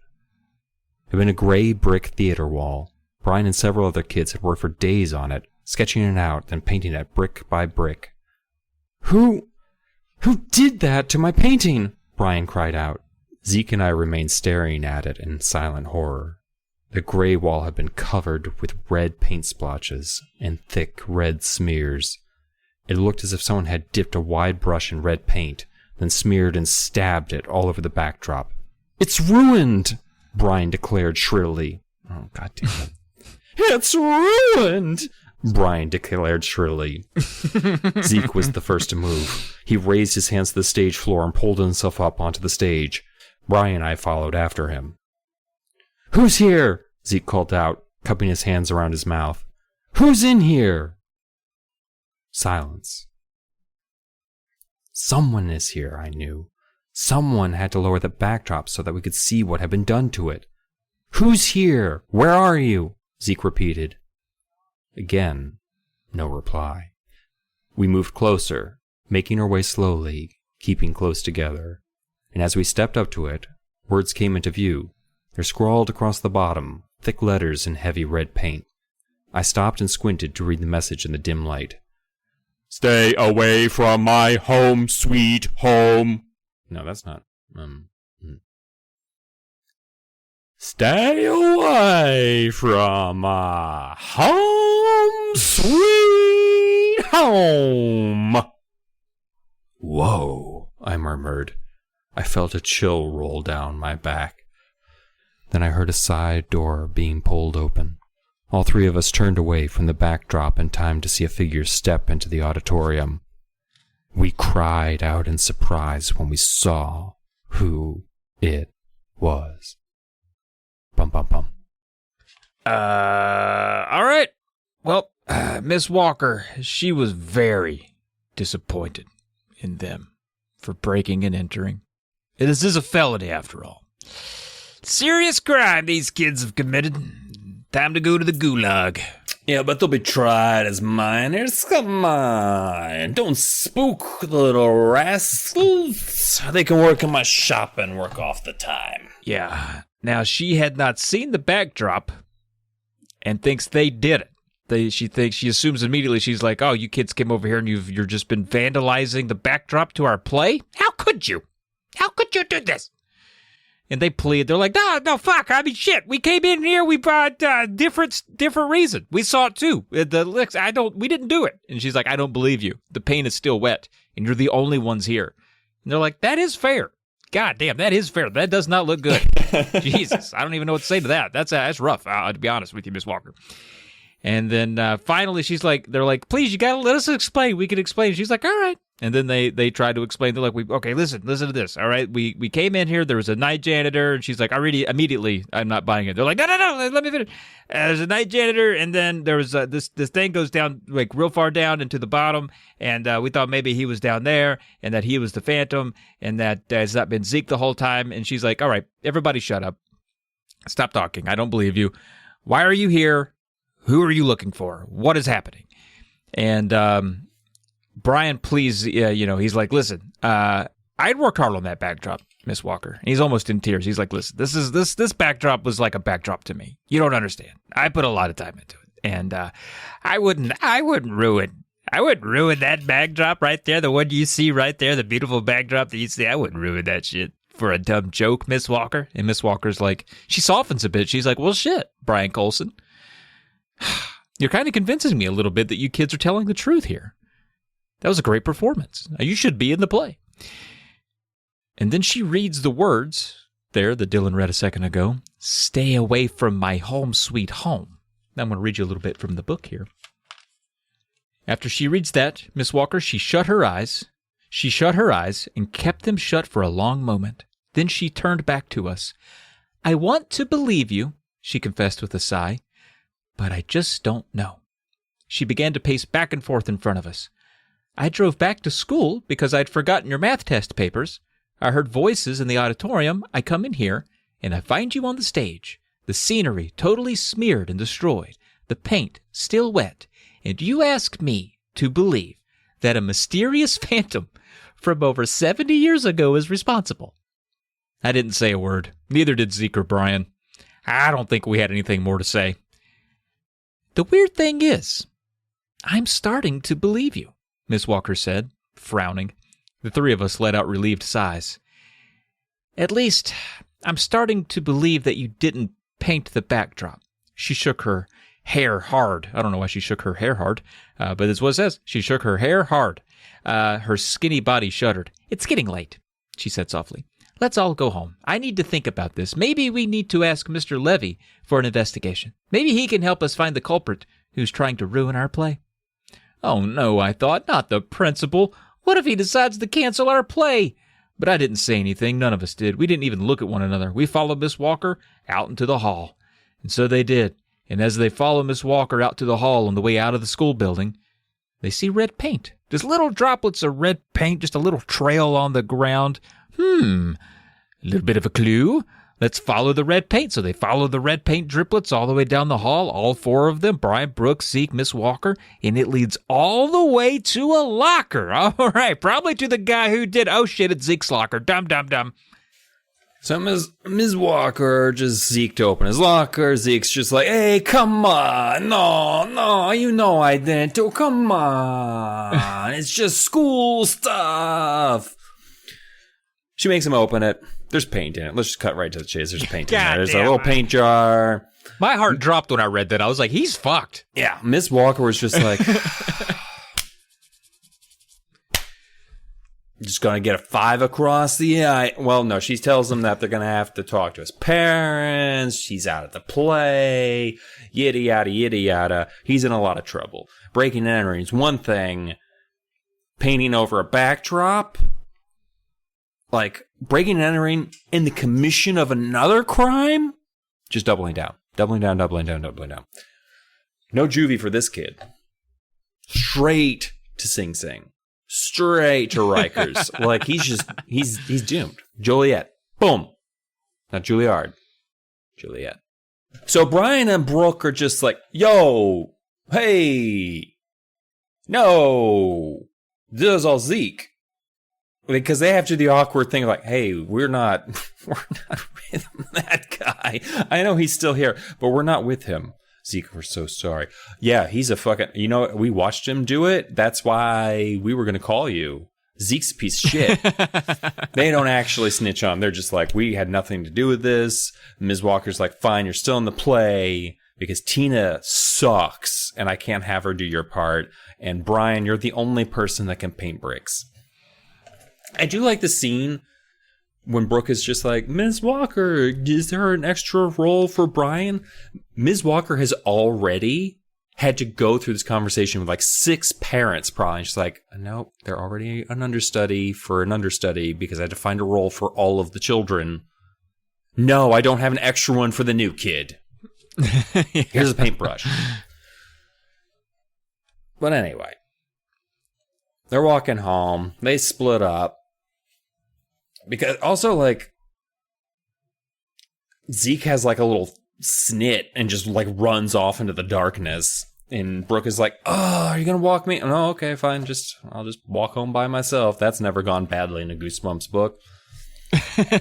As she's walking home, though, she sees a circular light headed her way. And we're just like, oh my God, is there a ghost train man too? Or something like that? Oh, no, it's Tina on a bicycle. She's just biking down the road. Tina, dude. And Brooke's like, what the fuck is Tina still doing out nearby the school this hour? She's like, where'd you come from? Tina's like, oh, I was just in a friend's house named Emile. Lee. Amelia. Yeah. Amelia. And Brooke is like, that sounds like bullshit. Were you just in the school? And Tina's like, no, school. I don't even know what a school is. School's education, literature. I don't know what either. No. Nope. By the way, Brooke, you might want to zip up that jacket. Wouldn't want to get a pulmonary illness so close to opening night. Take care, Brooke. Wouldn't want to catch cold. Dum. Man, that goddamn Tina. What was she doing out at night? In the audiobook I listened to, I love the voice that the lady gave Tina. It was a very... I can't do it myself, otherwise I would have stolen it for Tina instead of doing whatever voice I did for Tina. But it was something like... It was the child version of like, oh, Brooke, I just can't believe how sick you look today. Like, that was the voice that she gave Tina. And I fucking it's like a real snotty kid. Nice. Yeah, Tina, what were you doing out at night, Tina? Were you maybe being a phantom? I don't know. But fast forward, all right, Saturday rehearsal. Because she's a chunky gal. She could have, like, it's either Zeke, who's a strapping young lad, or Tina, who is also a strapping young lad. Yeah, real husky type. Saturday rehearsal. All right, we got a rehearsal on a Saturday. These kids are getting together on the weekend because we're 1 week from showtime. And you know what? Brooke thinks it's not the same without Zeke in the play now that he's been kicked out. He's been replaced by Robert Hernandez. Robert's too serious. He doesn't like to joke around. He seems real stiff up there giving his lines. He's not real into it. And Brian and Brooke are talking, and Brian says, you know, I got to say something to you, Brookie. Listen, since Zeke has been gone, I don't know if you've noticed or not, there's not been any practical jokes. There's not been any ruined scenery. No mysterious phantoms since Zeke left. We saw the paint in his locker. We know he has access to the phantom wardrobe. Pretty sure it was him. I think they got the guy. I think it was Zeke. And Brooke surprisingly hadn't considered any of this until this moment. And she's like, well, shit, yeah, you're right. I guess Zeke was the likely culprit now that you say it out loud. And turns out Zeke's parents had really come down on him over this whole breaking and entering into the school and vandalizing school property and whatnot, as they should have. And they took away his VCR. Big blow. It's a tough blow in 94. No horror movies. Okay, can't do anything with those, so that's a bummer. But later, Miss Walker, she's returning from lunch here on this Saturday, and she's ready to rehearse Act 2, which features a lot of Brooke. Act 2 is her time to shine as Esmeralda. And then Miss Walker, her expression changes and realizes the pages of her script had been glued together. Another fucking prank. And in a rage, she throws the script and declares the play is canceled and sends everyone the fuck home. Bum, bum, bum.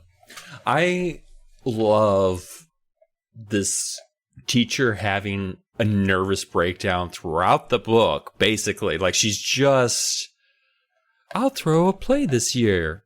And then by this chapter, it's like she's about 2 incidents away from yelling fuck at a room full of 12-year-olds. Because we flash forward a little bit, which is funny because, like, these flash forward moments always seem to happen when the kids get in, like, teacher trouble. Like, when one of the awful twins from Night of the Living Dummy, her dummy barfs on everybody. Oh, yeah. We don't see the immediate aftermath. It cuts. The next chapter's like, and then they took my dummy away. I don't get it. Like, you know, it's just like this little flash forwards. It's just like, so then what happened? It's like, well, the teacher was just like, go fuck you. And so she's been suspended. Anyway, so we flash forward. Brian and Brooke are telling this to Zeke because Zeke isn't allowed anywhere near Ms. Walker ever since the incident. But Ms. Walker apparently immediately calmed down and is just like, okay, we'll do the play, but get the fuck away from me. And pretty crabby for the rest of the day. So it was kind of a non-starter. Well, it was a non-finisher. It was a non-started. She didn't finish. Whatever. So Zeke is playing fetch with his dog. But the dog doesn't seem to like Brian. And like every time it goes near Brian, it's like, or it stays away from Brian. It's just, I don't know. It's yeah. This is another one of those things that I wasn't sure if it was important, but I wrote it in anyway. It's and it never important. comes back up. It is in pure hindsight, yes. But at the time, I was like, this is probably nothing. It is something. It is now. Yeah. I mean, because it's because at least there's consistencies in the Goosebumps universes. Dogs only hate one thing in the Goosebumps universe. Also, monster blood. I don't know. They love eating it. They don't like things that have grown big because of it, though, necessarily. But they've talked about dogs like loving people they shouldn't love, werewolves, swamp deer. But there's one thing in the Goosebump universe that dogs don't like. It's the dead. No, shut up! Spoiled it for these fuckers. No, what the I'm fuck sorry. is wrong with you? I thought you were Jesus asking. Christ, there are people. Oh God, I'm so stupid. I'm so stupid. Oh fuck! It's my first day, dude. I didn't know. God damn it! I didn't know. Zeke's just pretty glad because it's like, hey, I wasn't there, so obviously I wouldn't have glued the pages together, and that's not my kind of prank. Let's be fair. That's not something Zeke would do. And like Brooke is like, yeah, maybe, but fuck you anyway. But then she's like, but you know what? Robert sucks as the Phantom. He doesn't really know the lines. And Zeke's thinking like, man, if I could just prove my innocence, Ms. Walker would want me to be the Phantom again. Obviously. I just love how it's like, okay, I know this didn't work the first 2 times, Brooke, but let's break into the school and find the Phantom. It's like, Zeke, this isn't a plan. This is literally what we did the first 2 times. And it keeps getting worse for you. Like, you're going to end up dead by the end of this chapter. And what are you gonna do when you find him? Oh, trapdoor. Trapdoor it. Always trapdoor it. Well, the first time they weren't looking for the Phantom, they're just looking at the trapdoor. And they found the Phantom's lair accidentally. And the Phantom accidentally. And then the second time was specifically to Phantom it up. Because they wanted to find out about the night janitor. So, third time's the charm. I guess that's what convinces Brooke. Brooke's just like, all right. And Brian's just like, I've got nothing to lose. So they wait until night, then head out towards the school. Also, what kind of grounding it that his friends can come over? Right? Isn't that usually part of it? It does say his parents left for the movie, so I guess maybe they snuck over while he was alone. Yeah, that's true. But yeah, because I was never grounded. That was never a punishment my parents did because like I stayed in my room all the time anyway. But like I feel like no kid, like your friends aren't allowed to come over either. But anyway, Right, yeah. And I also love they go back to the school and go through the same window that they've been breaking into. Like, it's just like, this is our window to break into the school. So they break in through the home ec window, get to the auditorium. Brian's like, hey, I'll stay up here and guard. And they're like, what are you guarding? He's like, for strange people. He's like, get the fuck on the platform. And so Brian gets on the platform too. He is such a scary little shit for a dead kid. Anyway. Yeah. Honestly, though, it would have been smart to have someone up top to hit that last lever because you can't, it doesn't go up all the way. If only he had said something like that instead of, I'll guard against the night janitor. Also loved, it wasn't this chapter, it was the earlier one where he's just like, we don't have to worry about a night janitor, who would catch us? And it's like, the creepy man that caught you last time who pretended to be a night janitor. Just because there's not an official night janitor, there's still a creepy guy who's claiming to be the night janitor. I didn't even think about that. That's hilarious. It's just like, Zeke, listen, we don't have to worry about the authorities, just the murderer. So they get lowered down, or they lower themselves down into the tunnel. And I do like that Zeke is just like, here, Phantom. Phantom. Right. Just going through the tunnel. And then they hear the trapdoor thing. Going back up. Just clankety clankety clank. Up the stairs. Guess what? There's no way back up. As Brian could have told them. Bum bum bum. Yeah. Which is weird. He says that they're trapped down here, but fucking switch ain't working. Bad engineering. They assume, obviously, it was the Phantom. Like, duh. Who could it be? Now they need to find the Phantom now. So they march through the tunnel. They're marching through the tunnel. I guess they think that the Phantom's got like a remote mechanism on that very obviously analog contraption that shuts down the trapdoor system. Who knows? But they walk through the tunnel. I don't think they have a plan for what happens if they catch the Phantom. I think they just say, hey, you're the Phantom? Cool. Well, we're going to head back out now. We just wanted to lay eyes on you. Cool deal. But they don't have a plan. They just are looking for one. And then the tunnel that they're in, they go through it. I don't know how far it is. They don't really describe, but, pretty good ways. And then it ends at a door. There's a little door. And so they open it. And inside the door, they push the door open. And inside the door is a room. After they've pushed the door open, they see a room in there. It's all furnished. There's a folding chair. There's an old beat-up couch. There's bookshelves on the wall, an unmade bed. It looks lived in. And it looks recent because there's a bowl of cereal on the table, and it's not yet soggy.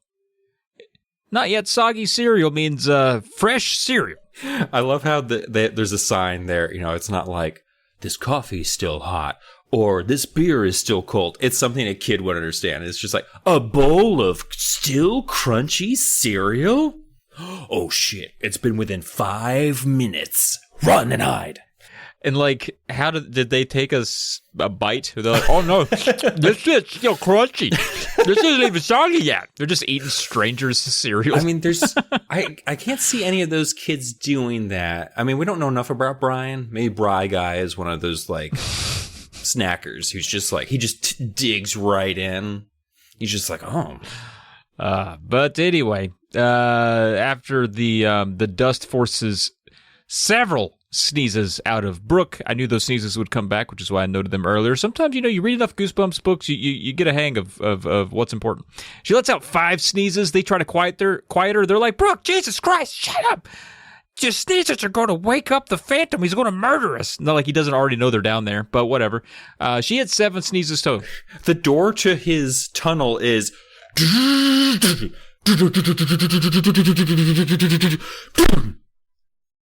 Hey, Phantom! Are you down here? This is what's happened leading up to her sneezing fit. And his cereal's still soggy. I mean, he's around. He knows what's happening. Zeke was just calling for him like a dog.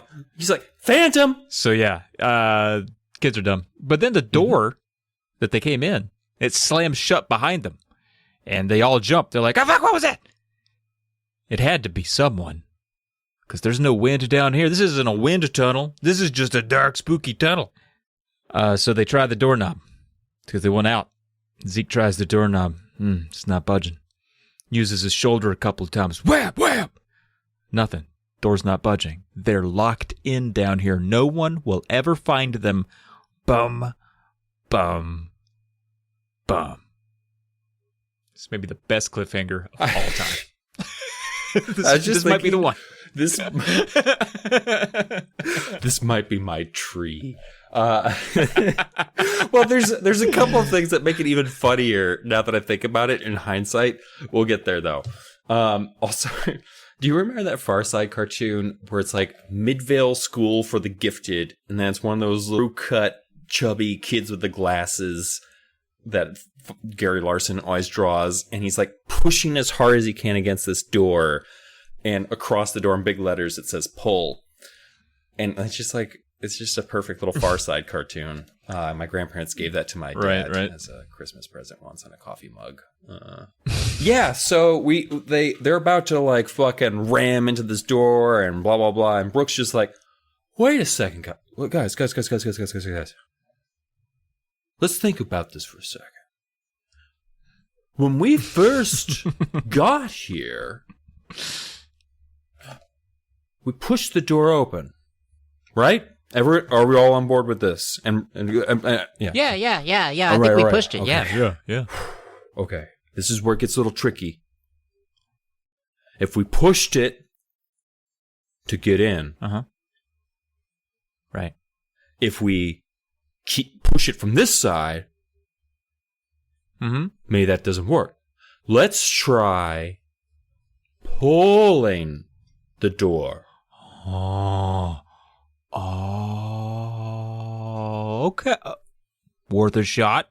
Sure, Brooke, worth a shot. So they open the door. And standing in the hallway is Emil. Now, this is what cracks me up. The kids are in his house, his home sweet home. The door slams shut, so he's just like, children! And slams the door on them. The children run over to the door, and he hears as a child runs into the door to try and open it. Then more frantic, like...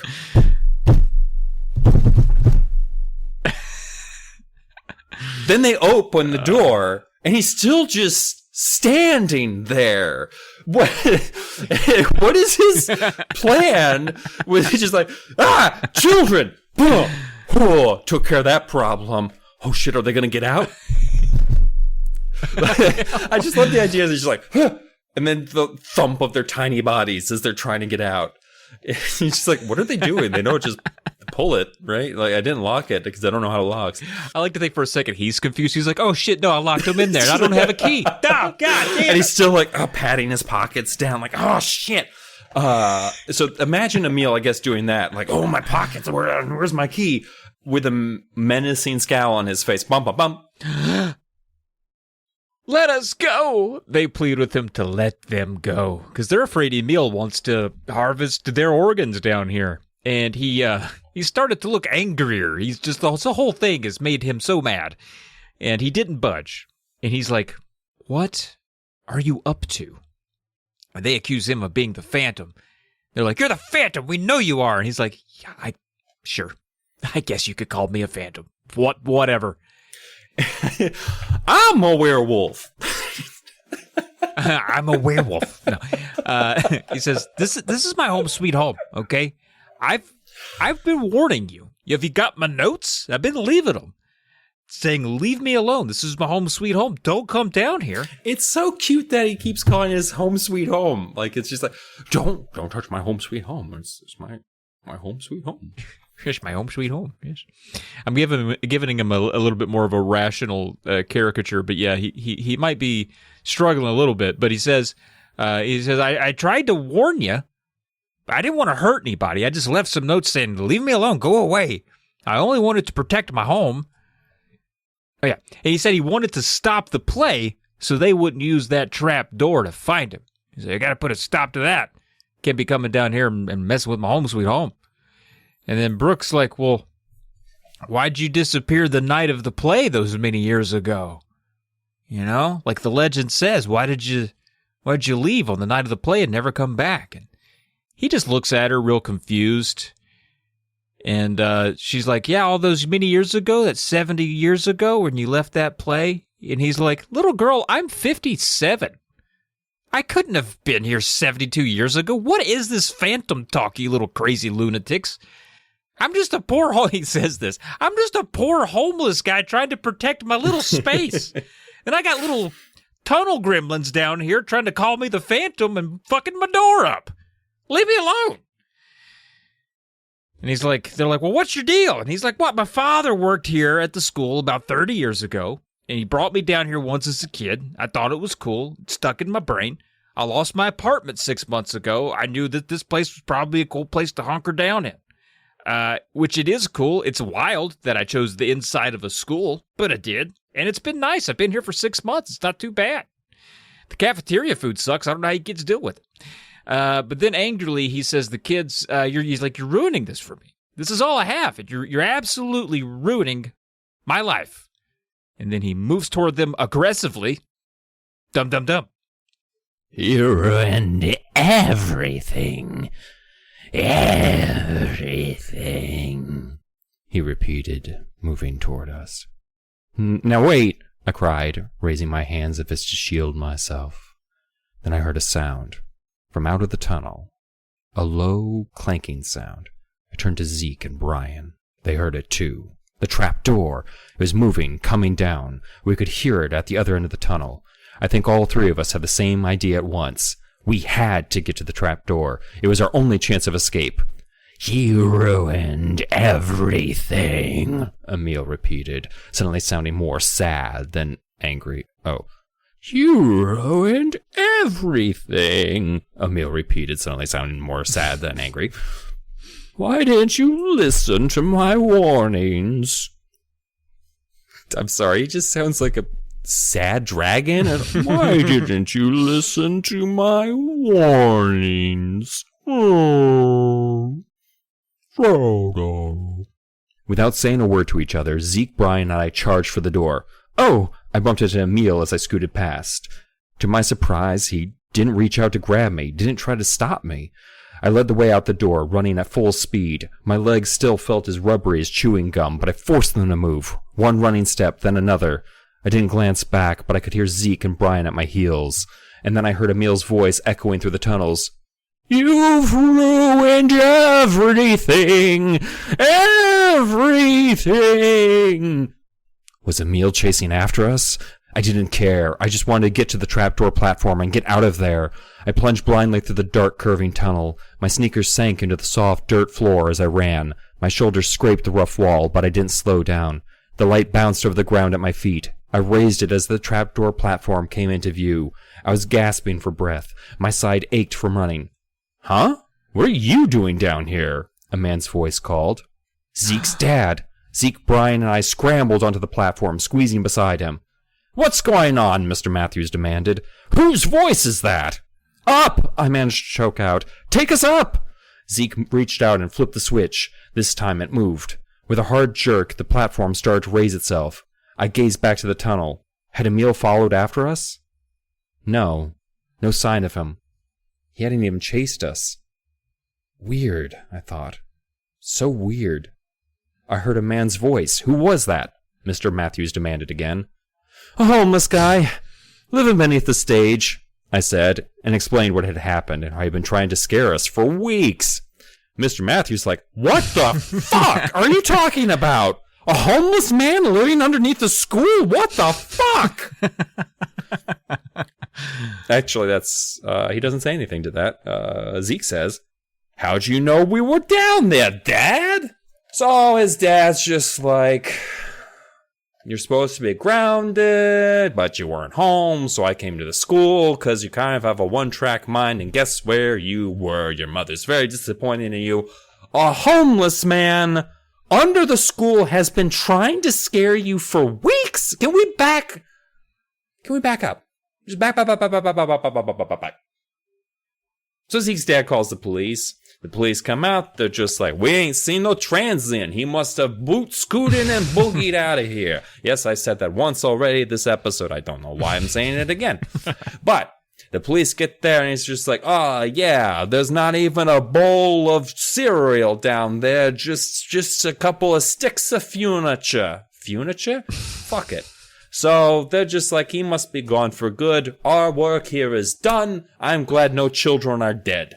Also, you guys should probably close up this trap door because it's wicked dangerous in like an elementary school situation. Like, I'm going to have to get like some inspectors in here now.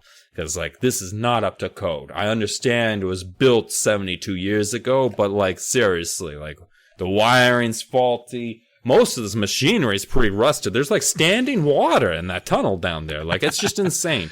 Like, people could be dying from malarial infections or some shit. I don't even fucking know. So the cops leave after doing literally nothing. So they're just like, well, I guess that was the Phantom. Some old homeless guy, as always. At least his name wasn't Spider.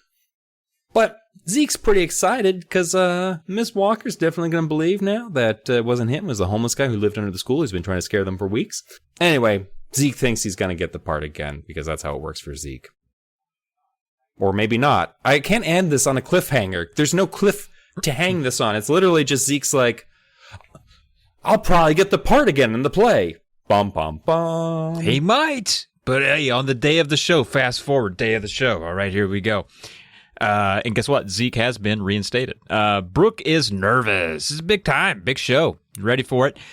Zeke's in his full-on Phantom attire. Pretty happy to be back on the main stage, bro. Robert Hernandez didn't deserve this shit.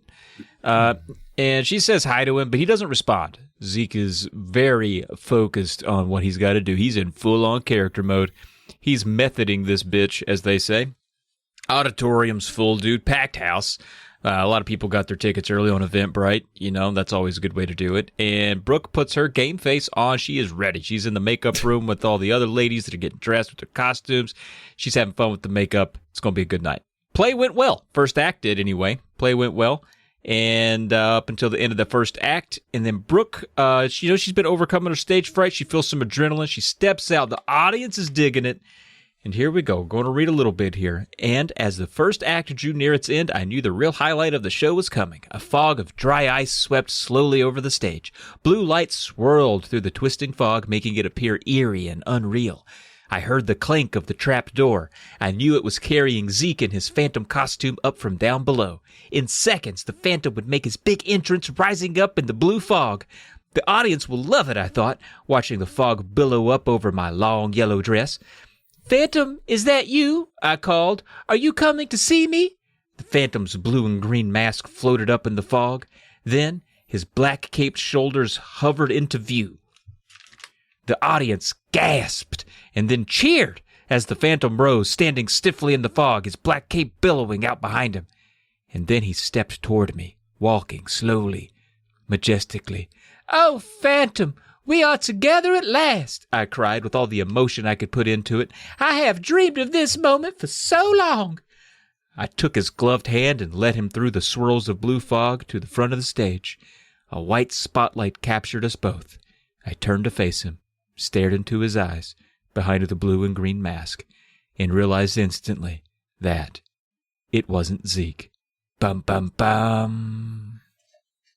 So Brooke's a little spooked, as you might be if you found out that someone switched the actor playing the lead role last minute without telling you, but she's a professional. So she stays in character, lets the scene play out as it should. Meanwhile, she's just like, why does this guy look so familiar? This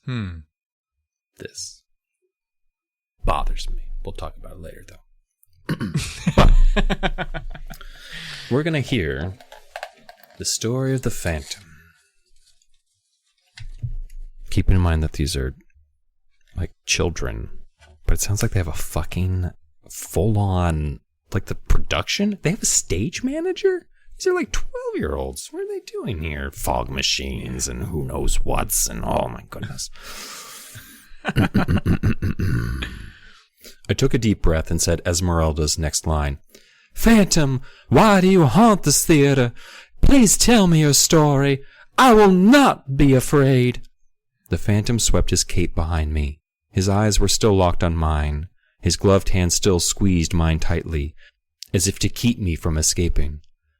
"I have lived under this theater for more than 70 years, he declared. "My story is a sad one. You might even call it tragic, my fair Esmeralda." "Please continue," I exclaimed. "Who is he?" I asked myself. "Who?" "I was chosen to star in a play," the Phantom revealed. "A play in this very theater. It was to be the greatest night of my life."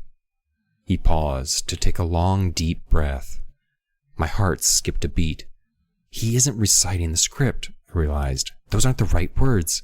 What is he saying? "But my great night was never to be," the Phantom continued, still gripping my hand. "You see, Esmeralda, an hour before the play was to begin, I fell. I plunged to my death." I gasped. He's pointing to the trap door. I realized who he was now. He was the boy who had disappeared. The boy 72 years ago who was to star as the Phantom, but disappeared and was never found. Here he was, standing beside me on the same stage. Here he was, revealing to us all how he had disappeared, why the play was never performed. "There!" he cried, pointing to the opening in the stage floor. "That's where I fell. There! I fell to my death. I became a real phantom, and I've waited down there ever since. Waiting, hoping for a night like tonight when I could finally play my greatest role." As he finished the speech, the audience burst into cheers and loud applause. They think it's part of the play, I realized. They don't know the true pain behind his words. They don't know that he's revealing his true story to them. The Phantom took a deep bow. The applause grew even louder. The fog billowed over us both. Who is he? Who? The question repeated in my mind. I had to know the answer. I had to know who the Phantom was. As he stood up from his bow, I pulled my hand free of his. Then I reached up and tugged off his mask. Bum, bum, bum. Oh, shit. Where's his bones? Phantom covered his face with both hands. In a bit of a peekaboo move. Peekaboo. Peek a Phantom. And he staggered away screaming, "No, you can't! You can't see my face!" And then he with the comedic timing of only a fucking seasoned actor, he topples backwards into that open trap door that killed him 70 years ago and vanished into the fog. Screamed all the way down, which is funny to me, just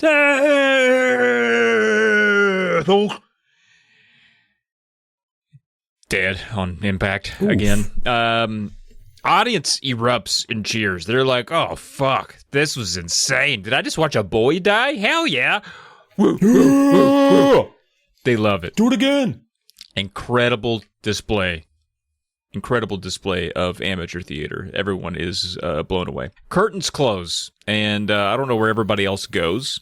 Everyone as a part of the production completely disappears, and it's just Brooke, and she's just standing there looking down into the trap door hole, a bit mortified, kind of paralyzed by what's just happened because she knows it wasn't part of the play. And then Zeke runs across the stage toward her. Great timing by Zeke. He's just wearing normal clothes, just white shirt and jeans, clearly not in his Phantom get-up that he was supposed to be wearing. And he says, "I was knocked out cold. Someone attacked me. I don't know what happened." And Brooke and Zeke, they decide, well, we got to go down here and find this dead Phantom, clearly dead Phantom. There's no way he could have landed on his feet. Zeke went down head first in this thing. It was like a laundry chute. And they get on the trap door together and they ride her down. Again, I don't know where everybody else went. You would think other people would run over to check on him if they thought it was Zeke, but no one's around the trap door. It's just two kids going down the trap door together. Like, it seemed dreamlike the way she's describing it. Like, if you just think about how it's like written, where it's like there's this fog all around them and there's just like the sound of applause and cheering. It's just the two of them. Sorry, I didn't mean to interrupt her. I don't know. I just kind of bought it for whatever reason because of that. It just felt. No, that makes sense. It makes sense. Yeah, it does kind of. It's kind of weirdly mesmerizing what's happening here. But Yeah, there's no one else around, so they're just isolated, probably for story convenience, but maybe also just a special case of weirdness. And then they go down the trap door, they write it down, which takes a while. Which I guess I'm confused here, because if you fell down the hole of the trap door, they had to wait for it to come all the way up, and then they would have had to get on it and then go all the way back down. I don't know if that was explained or not. Maybe I didn't include it in the notes. Anyway, they go down the hole on the door. And they don't find him. He's not down there. The mask isn't down there. The cape's not down there. There's no trace of this phantom. And then Miss Walker told everyone, afterward, they come back up, I guess. Miss Walker tells everyone, hey, great job. That was amazing. Even commended Zeke. She's like, oh, I love the new lines you added in there. That was incredible. Didn't know you had it in you. You riffed and you killed. We'll see you guys at the cast party.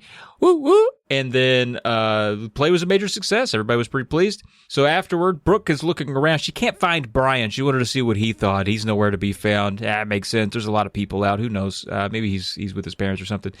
Zeke and Brooke, they go to their lockers pre-cast party. And Brooke's locker's already open for some reason. Just cracked open a little bit. Not open so that she can see in, but definitely not locked like she left it. And she walks up to it, and a book falls out onto the floor from the locker, and it's an old yearbook from the 20s, the 1920s, which would have been 75 or 72-ish years ago from the time this was written in 94, and on a page about the Phantom play that was put on there at Woods Mill back in the 20s, there's a small, blurred, black and white photo of the boy who played the starring role and the boy who had disappeared, and it was Brian.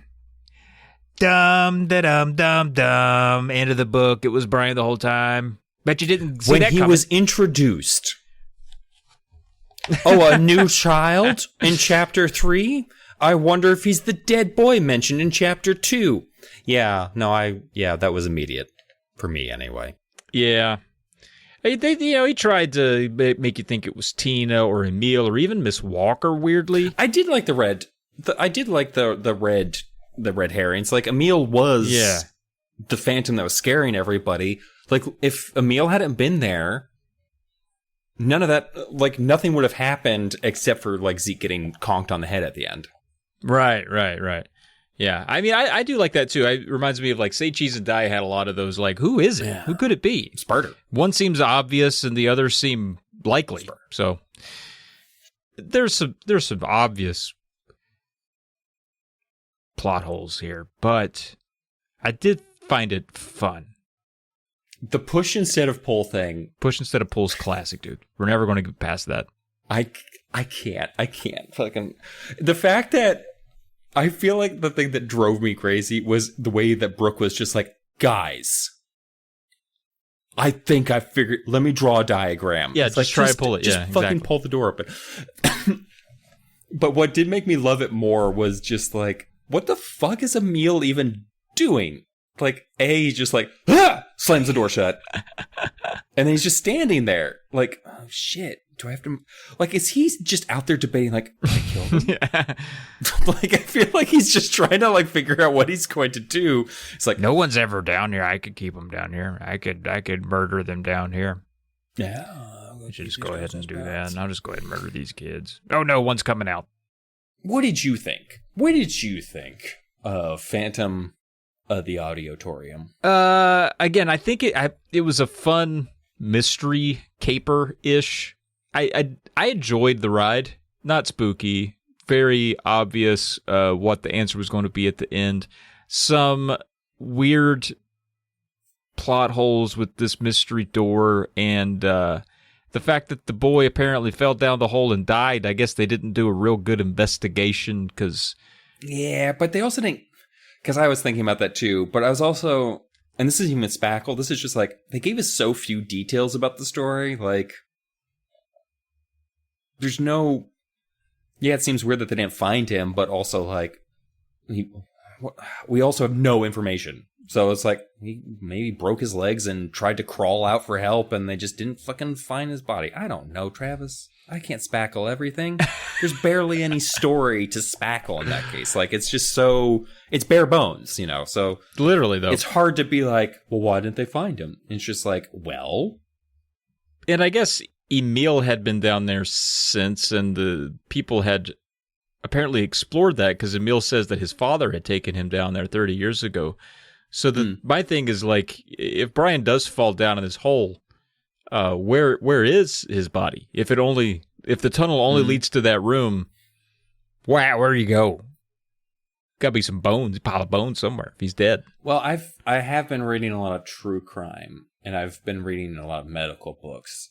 Bones get scattered by scavengers all the time. Like, let's say, I hate that you're making me do this. I hate that you're doing it. Let's say that I don't care enough to spackle it. I really thought you were building up for a good spackle. Okay. I'm sorry, I can't. Because there really isn't... Is it unspackleable? It doesn't really explain why, if the boy does die, why he wouldn't want... What's his issue with the... Is it because the play killed him, or is it that he's dumb and he fell in a hole? I don't think there ever was a curse. I think, like, there's all this thing where they say, like, oh, people tried to stop the play, but they say also at the very beginning that they burned all the scripts after the boy disappeared. So they never tried to put the play on again. It was never stopped. It just never was put on again. And so maybe that just became conflated with the stories. Like, oh, there's this curse that happened. Where I was like, no, it's never, no one just ever put it on. More good spackle. Because there was only one script left. That's why it was never put on. That's decent spackle. Well, what did you think overall? Did you enjoy it at the very least? I did. I did enjoy it. I feel the more of them we read, the more open I am to them, like, exploring and being, like, these weird little side things that are just like, oh yeah, fucking Auditorium with a Phantom in it. Let's do it. Because, like, I don't know.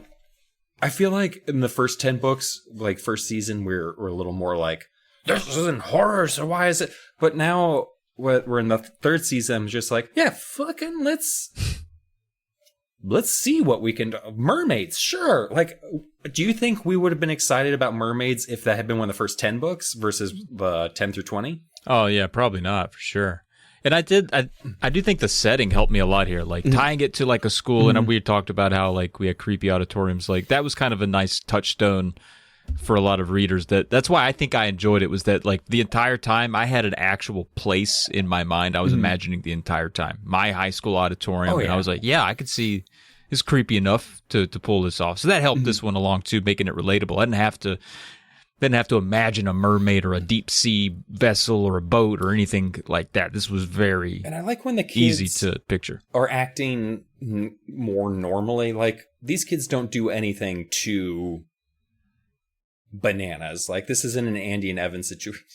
I fucking love Andy. She's like my favorite Goosebumps kid. I love those two.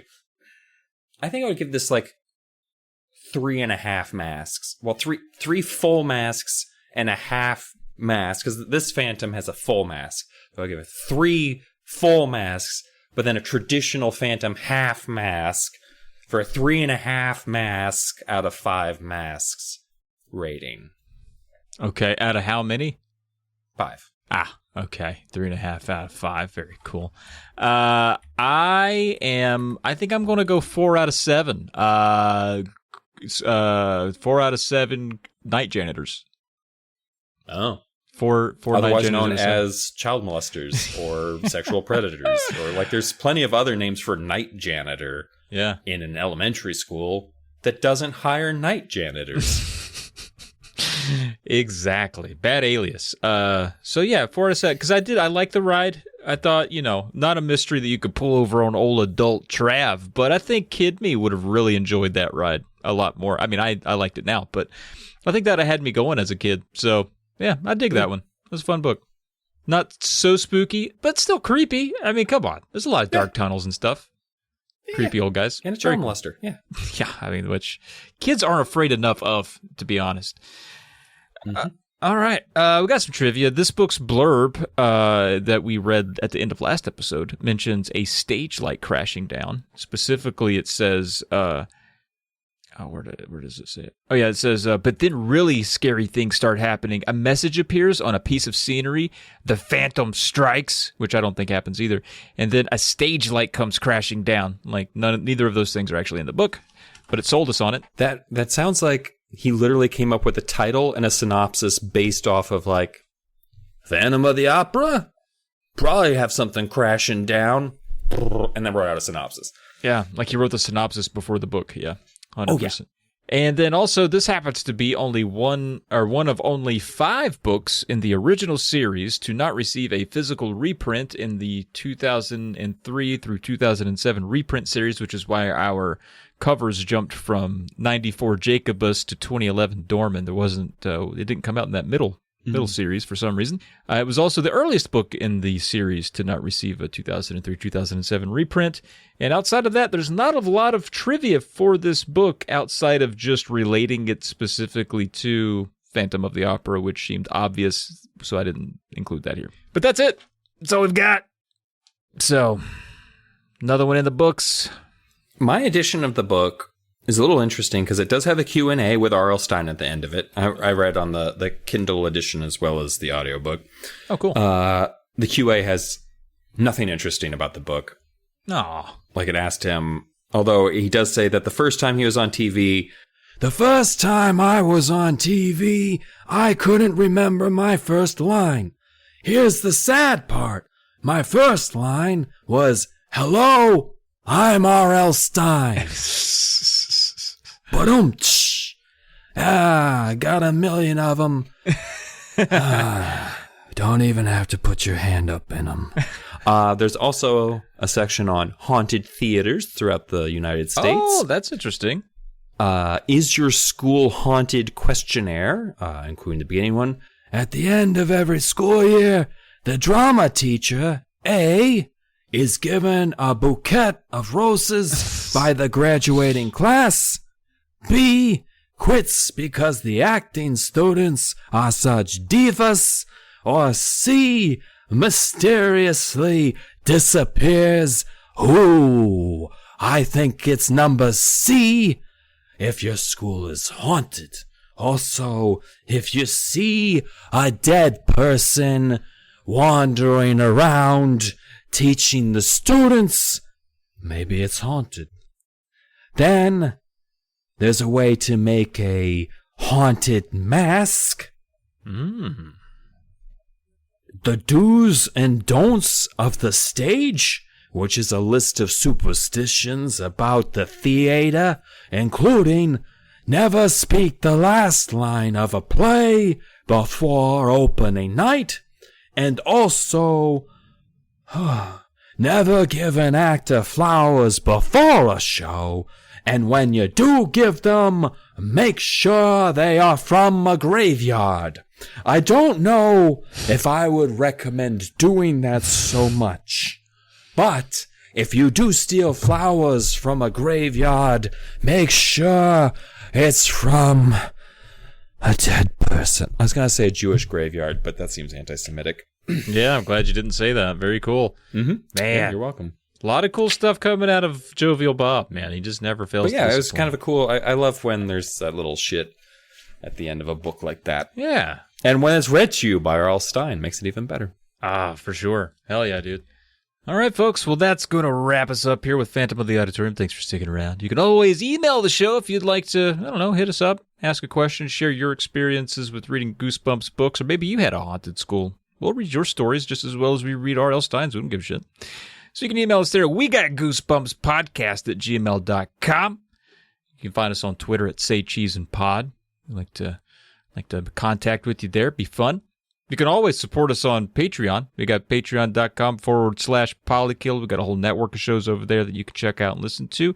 And if you get to the Patreon, you support the whole network and you get episodes of this early when they get edited. You get them about a week early. That's pretty cool. Now, Dylan, we're embarking on something special next episode. Next episode's book will be the first Goosebumps book that I specifically recall owning. It has taken us 24 books to do that? Wow. Yeah. I read others, but this was one that my mom actually bought me to have. I was very stoked. It's a weird one. Skipper Matthews has an awesome comic book collection. His favorite one is called The Masked Mutant. It's about an evil supervillain who's out to rule the universe.